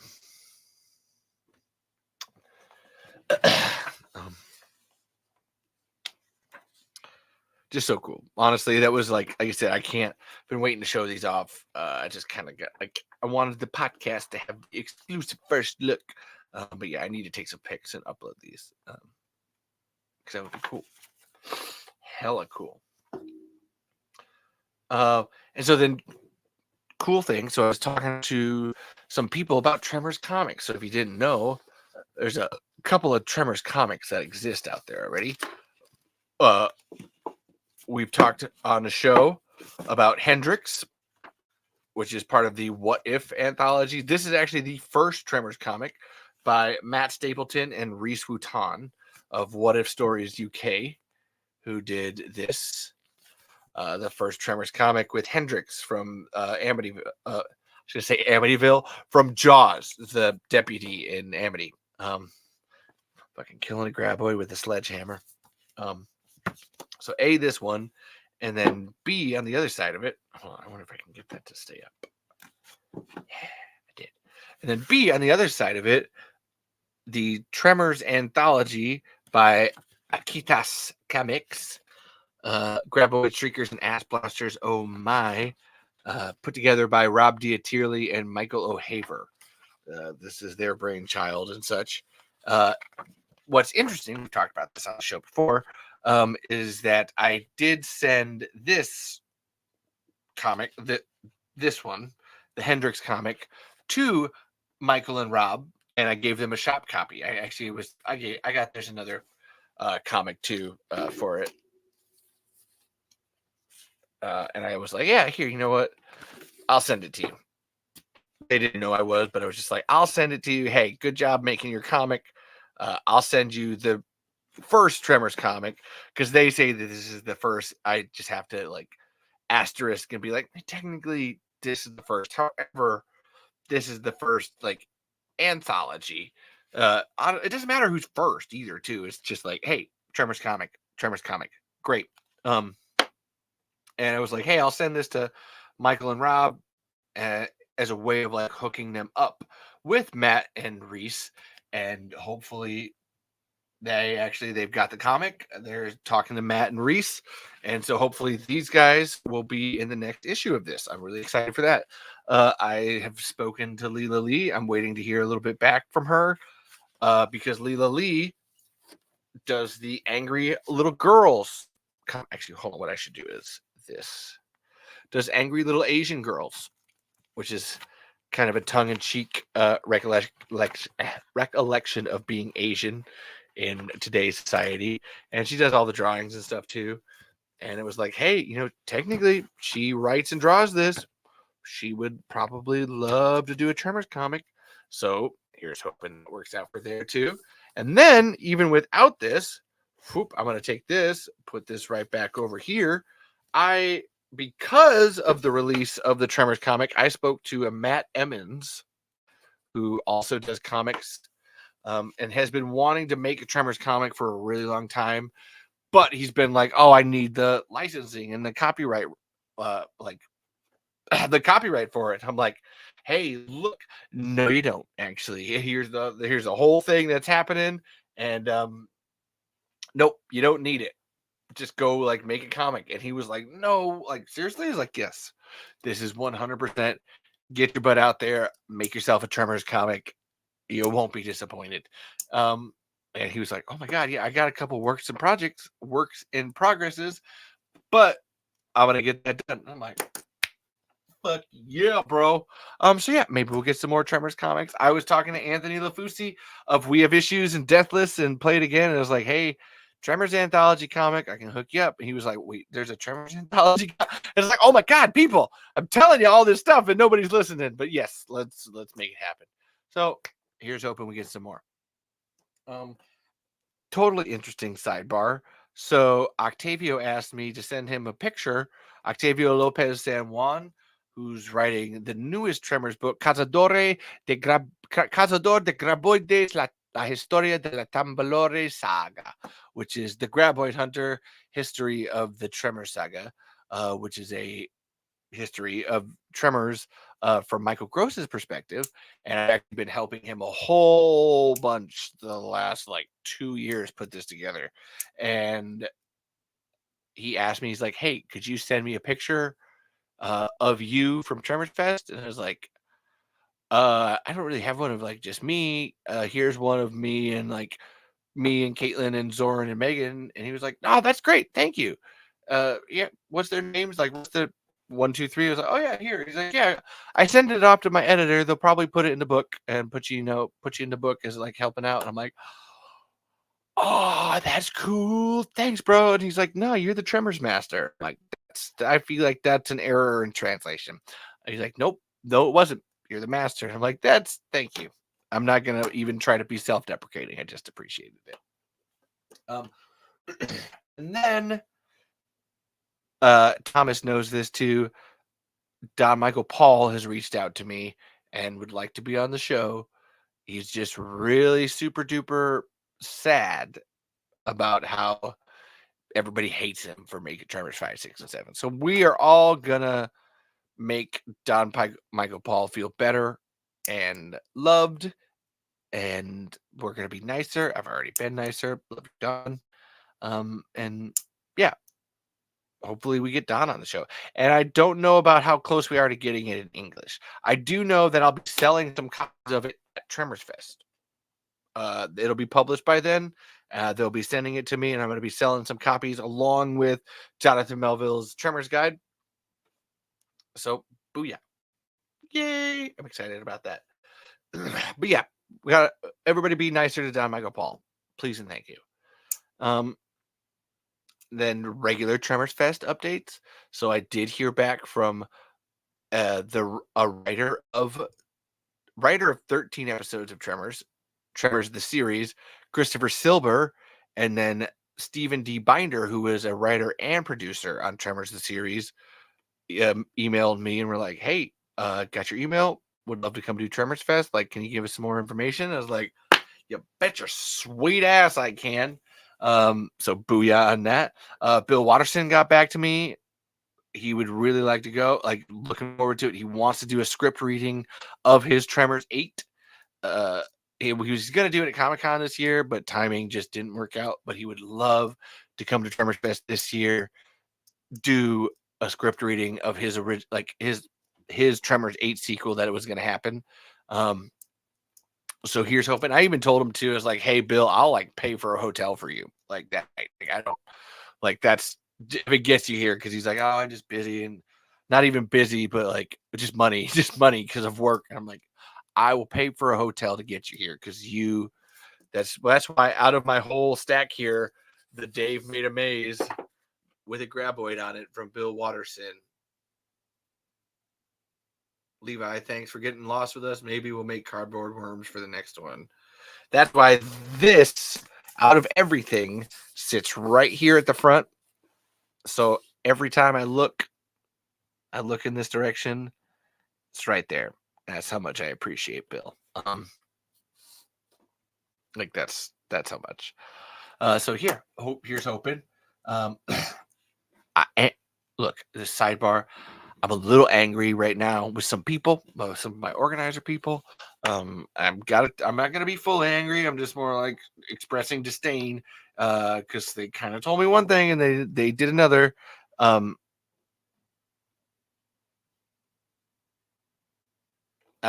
Damn it. That JD Walsh and Sam Lee and Matt Wilson haven't been reached out to. Same with Bill, haven't been reached out to officially by some of those people that are supposed to be in charge of other parts of Tremors Fest. And yeah, missing Larry Norville and Fu Yin and Stoney Walters and Matt Wilson, fucking Steve Wilson's son from Tremors Fest. Nobody's like talked to them. And I'm just kind of like, I got somebody's email. I got to knock on a door because it makes me just a little mad because those are people that are in the criteria for being important enough and they're not in that criteria for being important. Yeah, I'm just a little at it. And there is one, and Thomas says, there is one place you haven't looked, and it is there you will find the master. That is you. I don't know how to respond to that. I don't know how to respond to that. Like, legitimately. I don't know how to respond to that at all. I just don't. I appreciate it. I just don't know how to respond. Yeah. As I've said it enough on this show, but any person that says that I am an expert is no expert, because every expert should know that you don't know everything, and that's 100% a fact. To my next one. So I did talk today to Richard Kerner, who is Michael Gross's agent. And that was where Steve Pulaski and Dusty Meyer had given me his information. And I had emailed him, and I was like, okay, after a couple of days, he didn't respond to the email. I'll give him a call, and gave him a call. And I told him, I was like, yeah, no, hey, you're such and such. And I did email you. And he was like, oh, really? And I was like, yeah. You're like, oh, you know what? I just looked at my spam. There it is. And it was like, boom. I knew it. And so he was like, look at it. But Richard was actually a fabulous guy. I like talking to him. I could tell why he's Michael Gross's agent. And I've never seen The Last Dragon. I hope dope ass movie from Thomas's. God, what is that noise, TikTok? That scares the hell out of me. I spoke to Richard Kerner, Michael Gross's agent, and I was like, yo, hey, I've got Talk to Tremor show. I'd love to put something together and figure this out. And he was like, oh yeah, no, that's well, when do you do it? How often? Like, what's your what's your podcast like? Hey, okay, that's cool. I think Michael would actually love to do something like that. He's been doing more conventions, and I know how much Michael loves Tremors and getting it out there. And actually, this is where learning all the time. And then Richard was even telling me that, man, apparently Tremors 5 and 6 did pretty well on the making the money department. And it's like, that's funny because that's not what they say. But he's like, and to the point where he even was like, oh, well, you should like let those people know who say that like I should be their agent because I can get them the better money on it. I was like, okay, I fucking will do. But he was like, yeah, no, Michael just like loves Tremors. I could tell. Good morning to you, Mr. Gummer. We're talking about you. Talking about Mr. Gummer right now, Mr. Michael Gross Gummer. I assume that's Enver Hakuli Hakauglu. Hakauglu. Enver, I'm just gonna call you Enver Hakauglu. Hold on, I'm gonna write that down. The last right.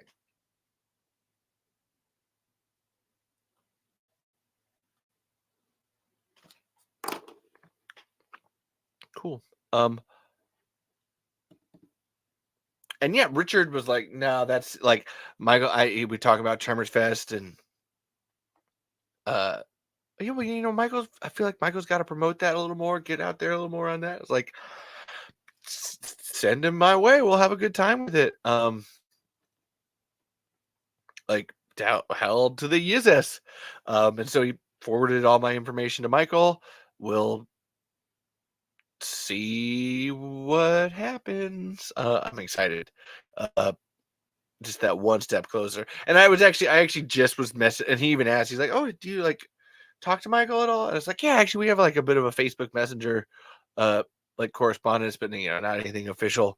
And I was just talking to him on Wednesday about how his Facebook account had got hacked. And it was funny too, because to see Michael Gross type, no, this is a bitch. Like literally, I was like, thanks for loving my shirt, Enver. It's from Lola and Co Designs. So everybody sees. Check it out. Just dropped. I feel like that was a Matthew Sideck sticker. Oh, shit. Oh, damn it. Now I've got the Scentsy candle in my. Also, yeah, and there. This comes with it too. Yeah, Scentsy candle. Oh, so good. Damn it. Oh, I found it. There it is. I gotta put this on my laptop. I'm gonna put that over here. So yeah, Michael Gross will probably be on the show. Which I'm like, there's too many people recommending me to Michael Gross that at a certain point I feel like Michael has to be like, fuck it, like I just got to do this. And it's like, hey man, like I'm not gonna murder you. Like we're just gonna talk about Tremors or trains. Up to you, bro. So yeah, I'm excited about that. And yes, if I can get Michael Gross on here, I'll be a legend and bow to your greatness. Yeah, we are not worried. No, I'll just it'll be fun to have finally ask Michael questions that nobody has ever asked Michael Gross before. That's my 100% my goal. If I get 10 questions to ask, each one is going to be one that I know Michael has never been asked before about Tremors. Like that is like that. And Enver asks, is this your secret underground shelter to protect yourself from the graboids? My room is very interesting. No, see, it's not an underground shelter. It's an above ground shelter. We're way high up in the sky because that's the best place to do it, baby. I got vantage on everything, everywhere. I don't need to be underground. That's where the graboids are. That's silly. It's ridiculous. Burt Gummer had it all wrong. Didn't know what he was doing. He thought he did, but he didn't. That's why he lost his house multiple times. My house is on stilts and pylons, steel pylons. Ass blasters don't melt steel beams. That was solid. But yeah, like I said, hope to have Michael on. Super excited for that. And then now we are at the end, near the end, and I wanted to save it because this is like I just wanted to save it. And I'm glad Thomas is here for this because Thomas here so this week I had learned that there was a Tremors fan art contest that the people who were supposed to be keeping me in the loop on didn't keep me in the loop on. And I got a little bit like, oh my God, what else are you hiding from me? You know what? Screw it. And so I like just went hog wild one night and I just emailed every single person I could find about attending Tremors Fest. Like I just went like everybody that I thought I hadn't hit yet, or I double hit in a different place. It was just like where are you? Let's find some more. Um, and I ended up getting a email back from Branscombe Richmond, who plays Harlow Winamaka in Tremors the series, and who I've learned this week by listening to many interviews with him because of what I'm about to tell you, that just like, holy fucking interesting. This guy has had a 50-year career of just like all over the place, kicking ass, taking names, stunt, not stunt double, stunt work, acting, writing, music, uh, directing, producing, all if it's behind the camera, everything. Behind it, in front of it, doesn't matter. All of it. And I got an email from Branscombe. He's like, hey, so like tell me some more about like what's Tremors Fest? What are you doing? And I was like, oh well, it's this and this, and hey, if you want to like call me, like, I can tell it to you better. And I was working and we're like on our way home from work, and oh, lo and behold, there's a call, and I'm like, oh, well, I'll take this a little bit later. Uh get back, and I'm like, okay, well, I'm gonna let me call. Yeah, I got heart like that's yes, Thomas. Harlow Winamaka. Um, and I was like, well, hey, let me give a call back. And I called him, and we actually talked for about a half an hour because he was just like, oh, okay, this is like interesting. Like, but like, what about doing it? Can we like maybe do something like this? Like like conventions are getting bigger now, like a whole monster movie like convention. Like what, like how you growing this? Like what's going on? Just like him and I were like spitballing ideas, just like going back and forth. Because he was just really interested, and he was even at kind of like put a pin in the Tremors Fest conversation of just like, well, hey, I'm going to like New Zealand at the end of this month for a movie with Jason Momoa.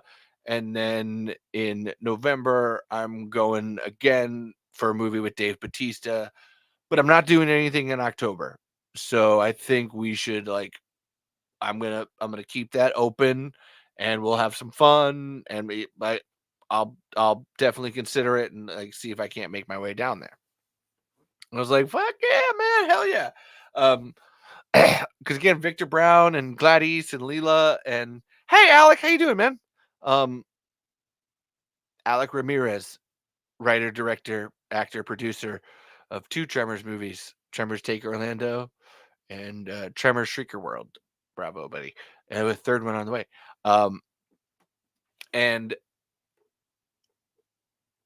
uh, with Leela, Gladys, and JD, hopefully Dean Norris too. And we were talking, and he was wondering who I am, why the fuck I'm like fucking talking to him in the first place.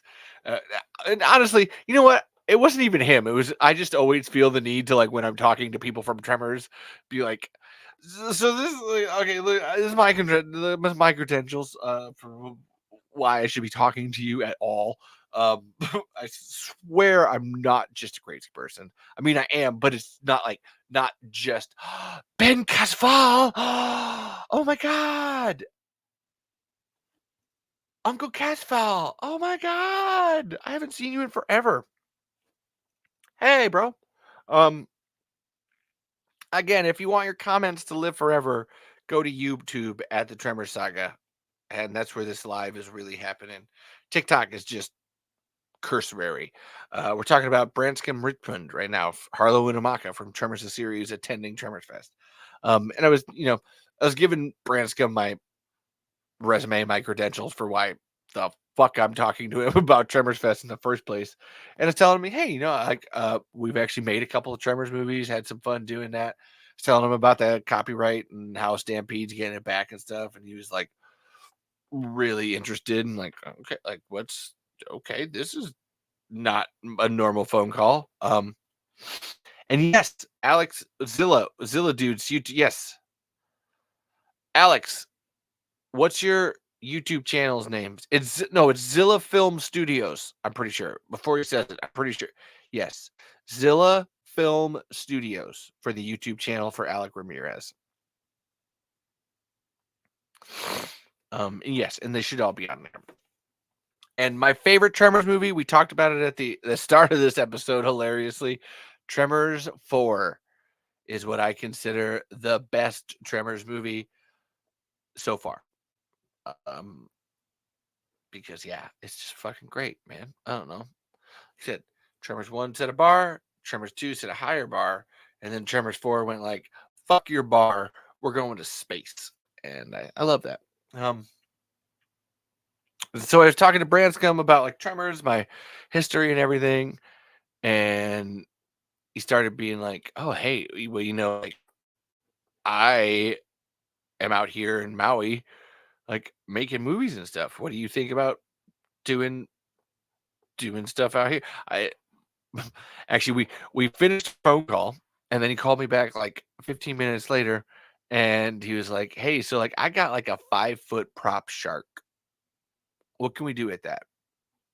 What can you write with that? I'm like, hold on. Well, there's this. I guess you can kind of do this. Like you don't have to. Well, you can do a sand shark. Like you don't have to actually see it. You don't even need this shark prop. Yeah, you just maybe need the mouth and shit for it. And then he's like, well, okay, so I've got like this, this like 12-foot tall dinosaur prop down in Florida. What do you think you can do with that? And I'm like, okay, again, same concept. Why not just like now you're in Florida doing it? He's like, well, now, okay, out in Kentucky, I got like a farm. I got with a zoo with a whole bunch of animals. What can we can film out there? I'm like, look, there's only so many things you can give me at once. I'm like, pitch, like, okay. Yeah, fuck yeah. Honestly, and I was just like, here, okay, yeah, let's that. Okay, cool. Yeah, I love that. And he's like, okay, man, you know what? Like, I want you to kind of like, I just gave you some like options there. Just go ahead and think on them. Think like, what can you like think on it? Get back to me. Let's see if we can't like write some scripts together and get something going. I'm like, fucking, you bet your sweet fucking ass I will. Fuck yeah, man. That was this was not how I thought my day was gonna go. And it's just like, yeah, okay, cool. And then and then because I was sending him like links to my movies and stuff. And he's like called me back like 2 hours later. And he's like, hey, okay, so look, you gotta watch this movie called The Naked Prey, which by the way, I must recommend to everybody. Caitlin and I watched it last night. Naked Prey, The Naked Prey from 1965. And that movie was amazing. Like, and I'm not.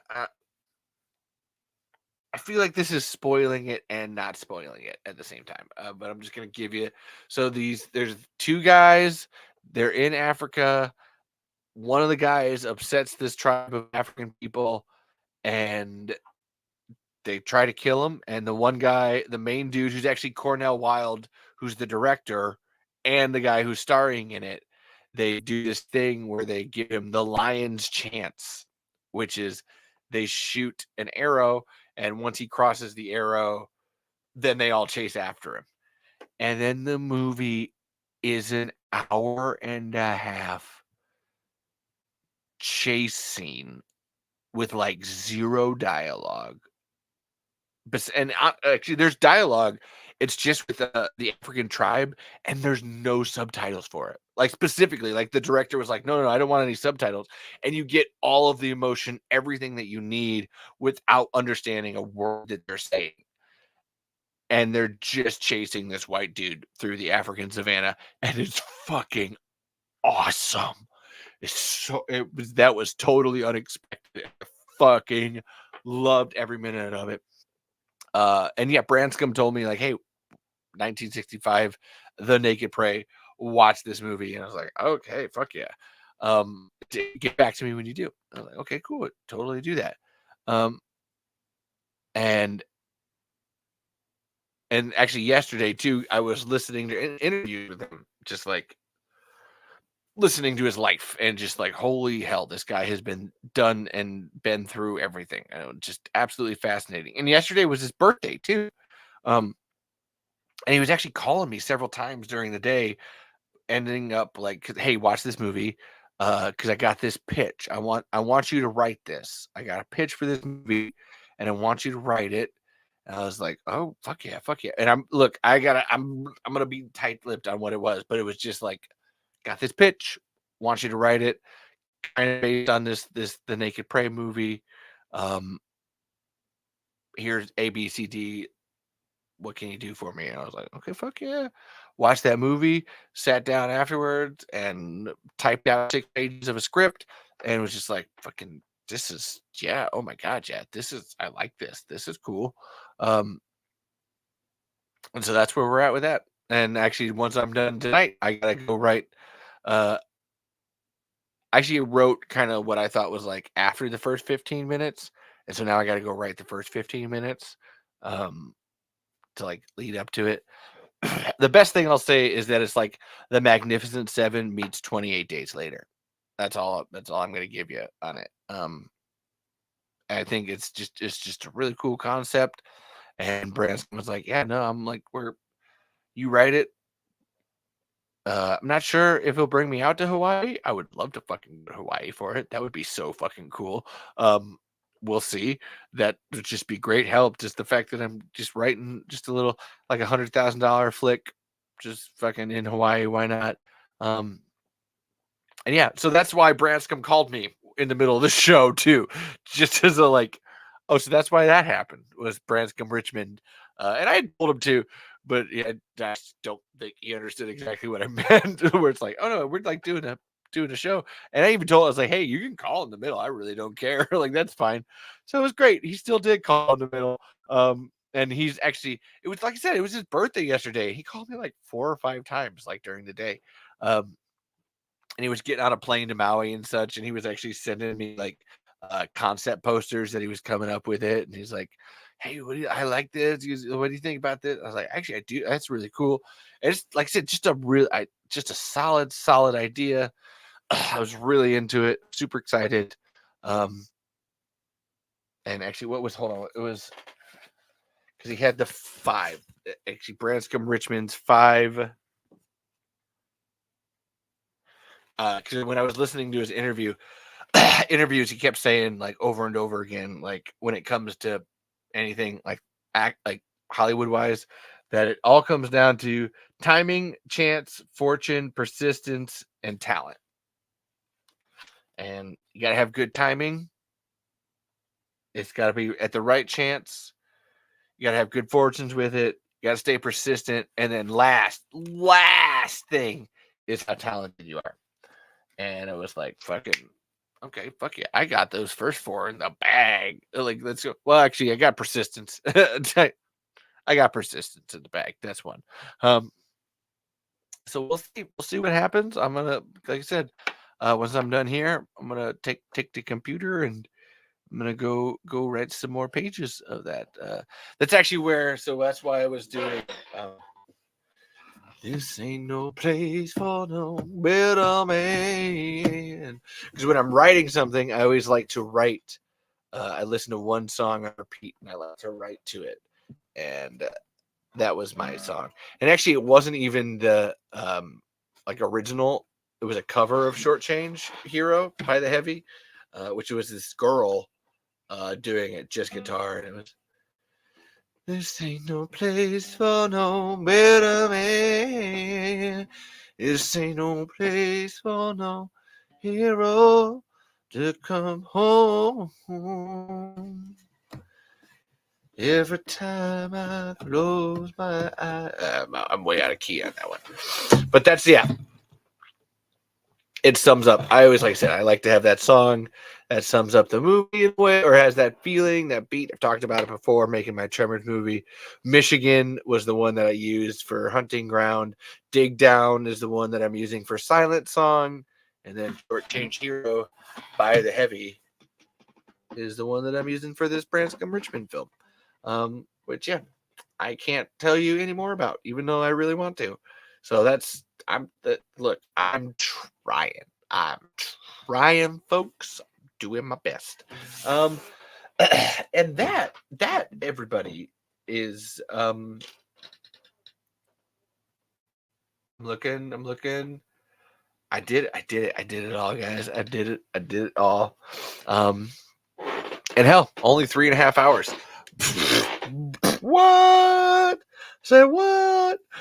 So hey, if you're only catching up now, go to youtube.com/the Tremors Saga. That's where the Talking Tremors podcast is hosted. There's a whole playlist there. Live show. Check it out. TikTok is cool. TikTok's great promotional. It doesn't keep everything forever. So if you want your comments to stay, like, subscribe, comment on the episode, leave me timestamps of stuff that you love, you want more of. Tell me what you want more of, because I just never know. I just like write stuff down. I don't know what you want, but because you're the fans of Talking Tremors, you're the people that I do this show for, because I want you to know, to like, hey, this is what you need to know about Tremors. And yeah, I'm, like I said, super excited. I love you all so much. I'm not going to thank everybody like I normally do, because I had an entire section of the show where I was thanking people. And one person I didn't thank, actually, Justin Edwards, wherever he's out there. He's writing his Tremors Shifting Sands script. Well, it's kind of changing into this like, rampage revenge thriller thing, which, like, little baby graboids like eat his nephew, and then he goes on a rampage. It's so fucking cool. But I love you, Justin, wherever you're at. You are such a great guy, and I know you've been going through it, and I hope everything gets better for you, man. Wherever you're at and living, you in my heart, babe. You my babe. And yeah, love you so much. And the two, Dusty Meyer and Steve Pulaski, thank you so much for apparently thinking that my show is cool enough to talk about to other people. Maybe because of you, Michael Gross will be on the show. I'm super excited for that. And then, of course, the Barstool Film School guys, Dylan and Cam, great episode. I will talk about more of that later. I just needed to get this out of the way, but I wanted to talk about some points that you made up, which I really liked. So thank you for having an eye and a new, fresh perspective on things. And again, everybody else, just do it quick. I gotta get it in front of me. And thank you, Alec Ramirez. I see you out there. I just want to say thank you. You're dope, dude. Everybody else, I'm going to do this quick. Here we go.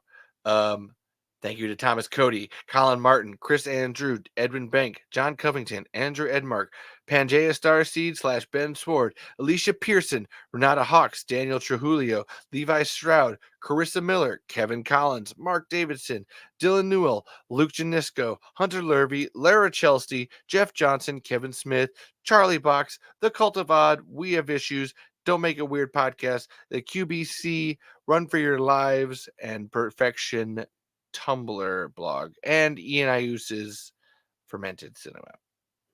Thank you. Dope, yeah. You know what? And I didn't. Okay, so I usually leave a Don't Make It Weird voicemail at the end of the show. So I have left so many voicemails on that show. They have a huge backlog, and hilariously, like last week or the week before, they were talking about Batman and whether Batman does good foreplay, like Batman gives good head, and they were like talking about Batman, and then lo and behold, not me thinking it, not like there was no planning. I had left a voicemail as Batman that they had they literally played like they didn't know it was gonna be Batman either, and I didn't know it was gonna be Batman because I've literally forgotten who the fuck I've played as I've been doing this. Um, and I was just like, you know what? I'm gonna do one not voicemail one this week just because they have a whole fucking backlog, and I'd like some other people to get in there on it. And really, I feel like I need to get Don't Make It Weird on this show first, and then I can leave another voicemail again. Um, but yeah, and again, always thank you to everybody that I've been talking about. Uh, Thank you to Branska Merchman, wherever you are. If you end up listening to this, and Mike Malone and Finn Carter, who I sent this to, Bill Watterson, and Richard Kerner and Michael Gross. Looking forward to you guys, baby. Thank you to Christopher Silber and Stephen Binder, and JD Walsh and Sam Lee and Matt Wilson. I appreciate you, even if other people seem like they don't. And Dom Michael Paul, wherever you're at. And of course, always my big favorites that I love to thank. Thank you to Steve S.S. Wilson, Brent Maddock, Ron Underwood, and Nancy Roberts for creating everything that we love about this show. Thank you to Octavio Lopez San Juan. I almost forgot him. And thank you to Jonathan Melville. Oh my God, love you guys. Everybody go buy their books, buy everything of theirs. Ooh, that was close. Almost. Whew. That was close. Thank you all so much. Love you so much. And yeah, so then thank you to my mom. Love swimming in your pool the other day. Thank you to Pappy. Love working with you. Been great. Oh man, we're doing some great stuff down at the building. We're finally putting wood on the walls. Oh, it looks good. I should send you a picture, Will or Thomas. You fucking love it. Thank you to Lacey. Lacey's like right in the middle of having a baby. Maybe yes, no, we're still waiting. Who knows? And Alec Ramirez, have a good one, dude. And I'm currently working on the title for my Tremors 3. Best of luck, bro. And Lacey having a baby here sometime soon or another. And Eli, love you guys. And then some of my favorite people in the whole world. Oh, and I didn't say extra thank yous to Benjamin McClintock and Ben and Dessa McClintock and Joe and Molly and Justin and Lana. I love you guys all so much. And Lindsay and Zach Croats, wherever you're at. Love you, babies. And Kenzie and Nick and Logan and Amanda. And God, there's just always so many people to thank. I hate this part of the show. This is the worst part because I always feel like I forget somebody in the end. And Steve and Heather and just all these people. Everybody's great. And then and Brock Nelson. God, my brain's just going through it. And Katy Perry and damn it, shut up. And Judy Foster. Judy Foster. Just great people. Oh, and Dylan's back. Oh my God. Yeah, Dylan. Yes, I know. I talk about Tremors. We're on hour 3.5.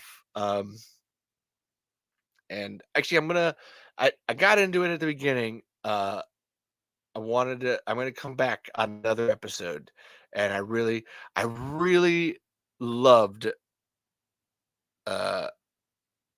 how you didn't feel that the Shriekers were terrifying. And I actually wanted to make a comment more on the point of, hey, check this out. That if you want to see the Shriekers terrifying, one of my favorite episodes of the TV show is called Night of the Shriekers. There's a TV show, Tremors, the series of 2003. Night of the Shriekers makes Shriekers fucking like, oh, this is why now I get it. Because in 96 they didn't know how to use the budget right to make a swarming creature work with everything. And in the original script, the original Tremors 2, there's so many of them that they're literally like bursting out of the buildings and such. But that was my, hey, I get what you said about Shriekers. You're not wrong. You are wrong about Fred Ward's overacting. Because I think so Earl's overacting in Tremors 2 is actually a part of like that guy has PTSD like to a fucking extreme. Like and honestly I love the joke about like, hey Fred, you want to do one more take on that? Want to do another take? And I think like if you watch Fred in Tremors, well, it's the same thing. He's just a big actor, and that's like Earl Bassett is traumatized by the first movie, and it plays into why he's so big in the second one. It's fucking. He does some great faces, but yes, Night of the Shriekers. Oh my god! And finally, producer Sean's here. Guess what, producer Sean? There's no "Don't Make It Weird" voicemail in this one, because I've left you so many of them that I can't leave you another one until I actually have you on the show, and then I'll leave you a whole bunch more voicemails. But after the Batman coincidence, I just had to like just too much. But then Dylan, I just wanted like check out Night of the Shriekers. Great use of Shriekers. And then if you wanted conceptually, you were talking about how is it that nobody knows about graboid streakers and ass blasters existing in the universe so far.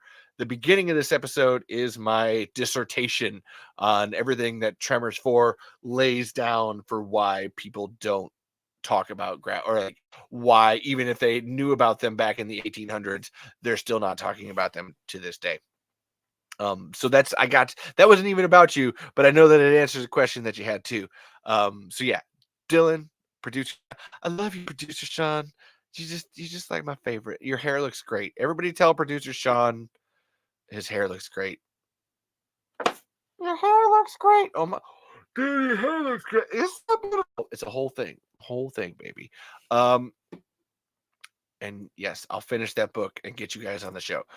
I was literally doing my thank yous, and then two cool, awesome people showed up, so I got distracted.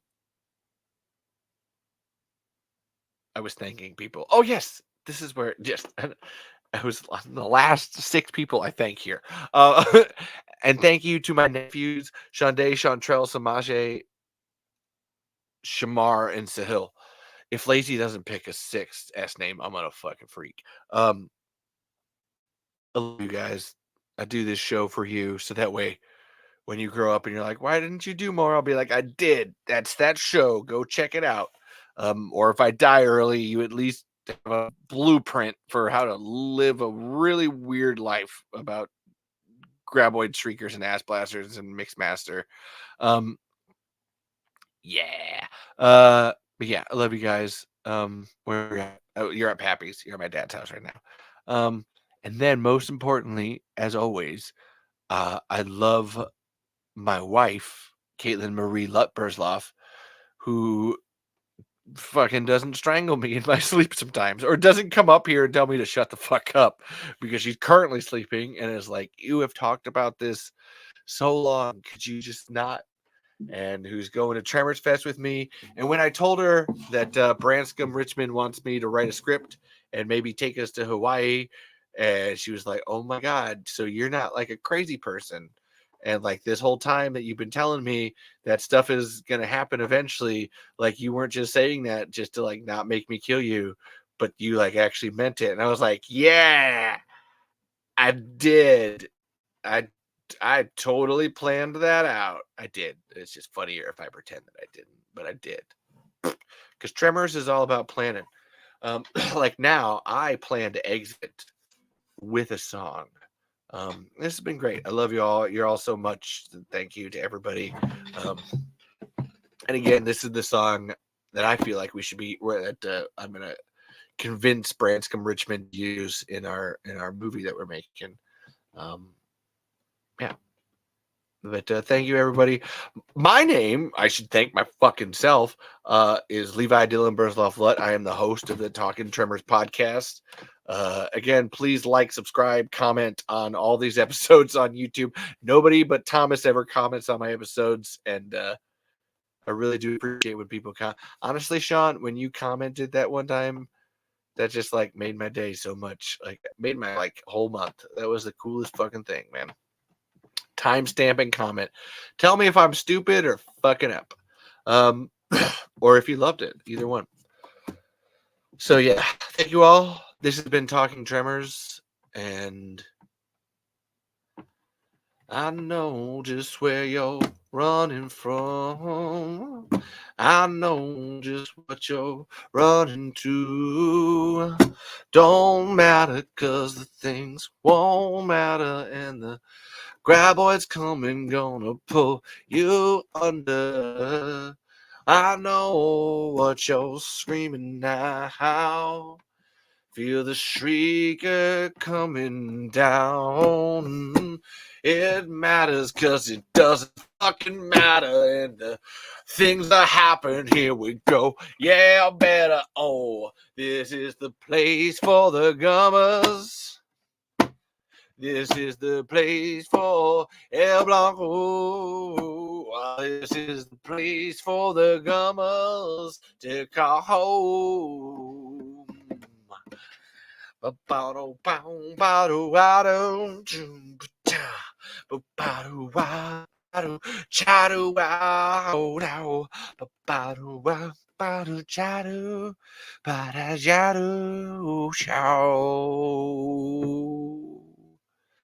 Do what you can with what you got.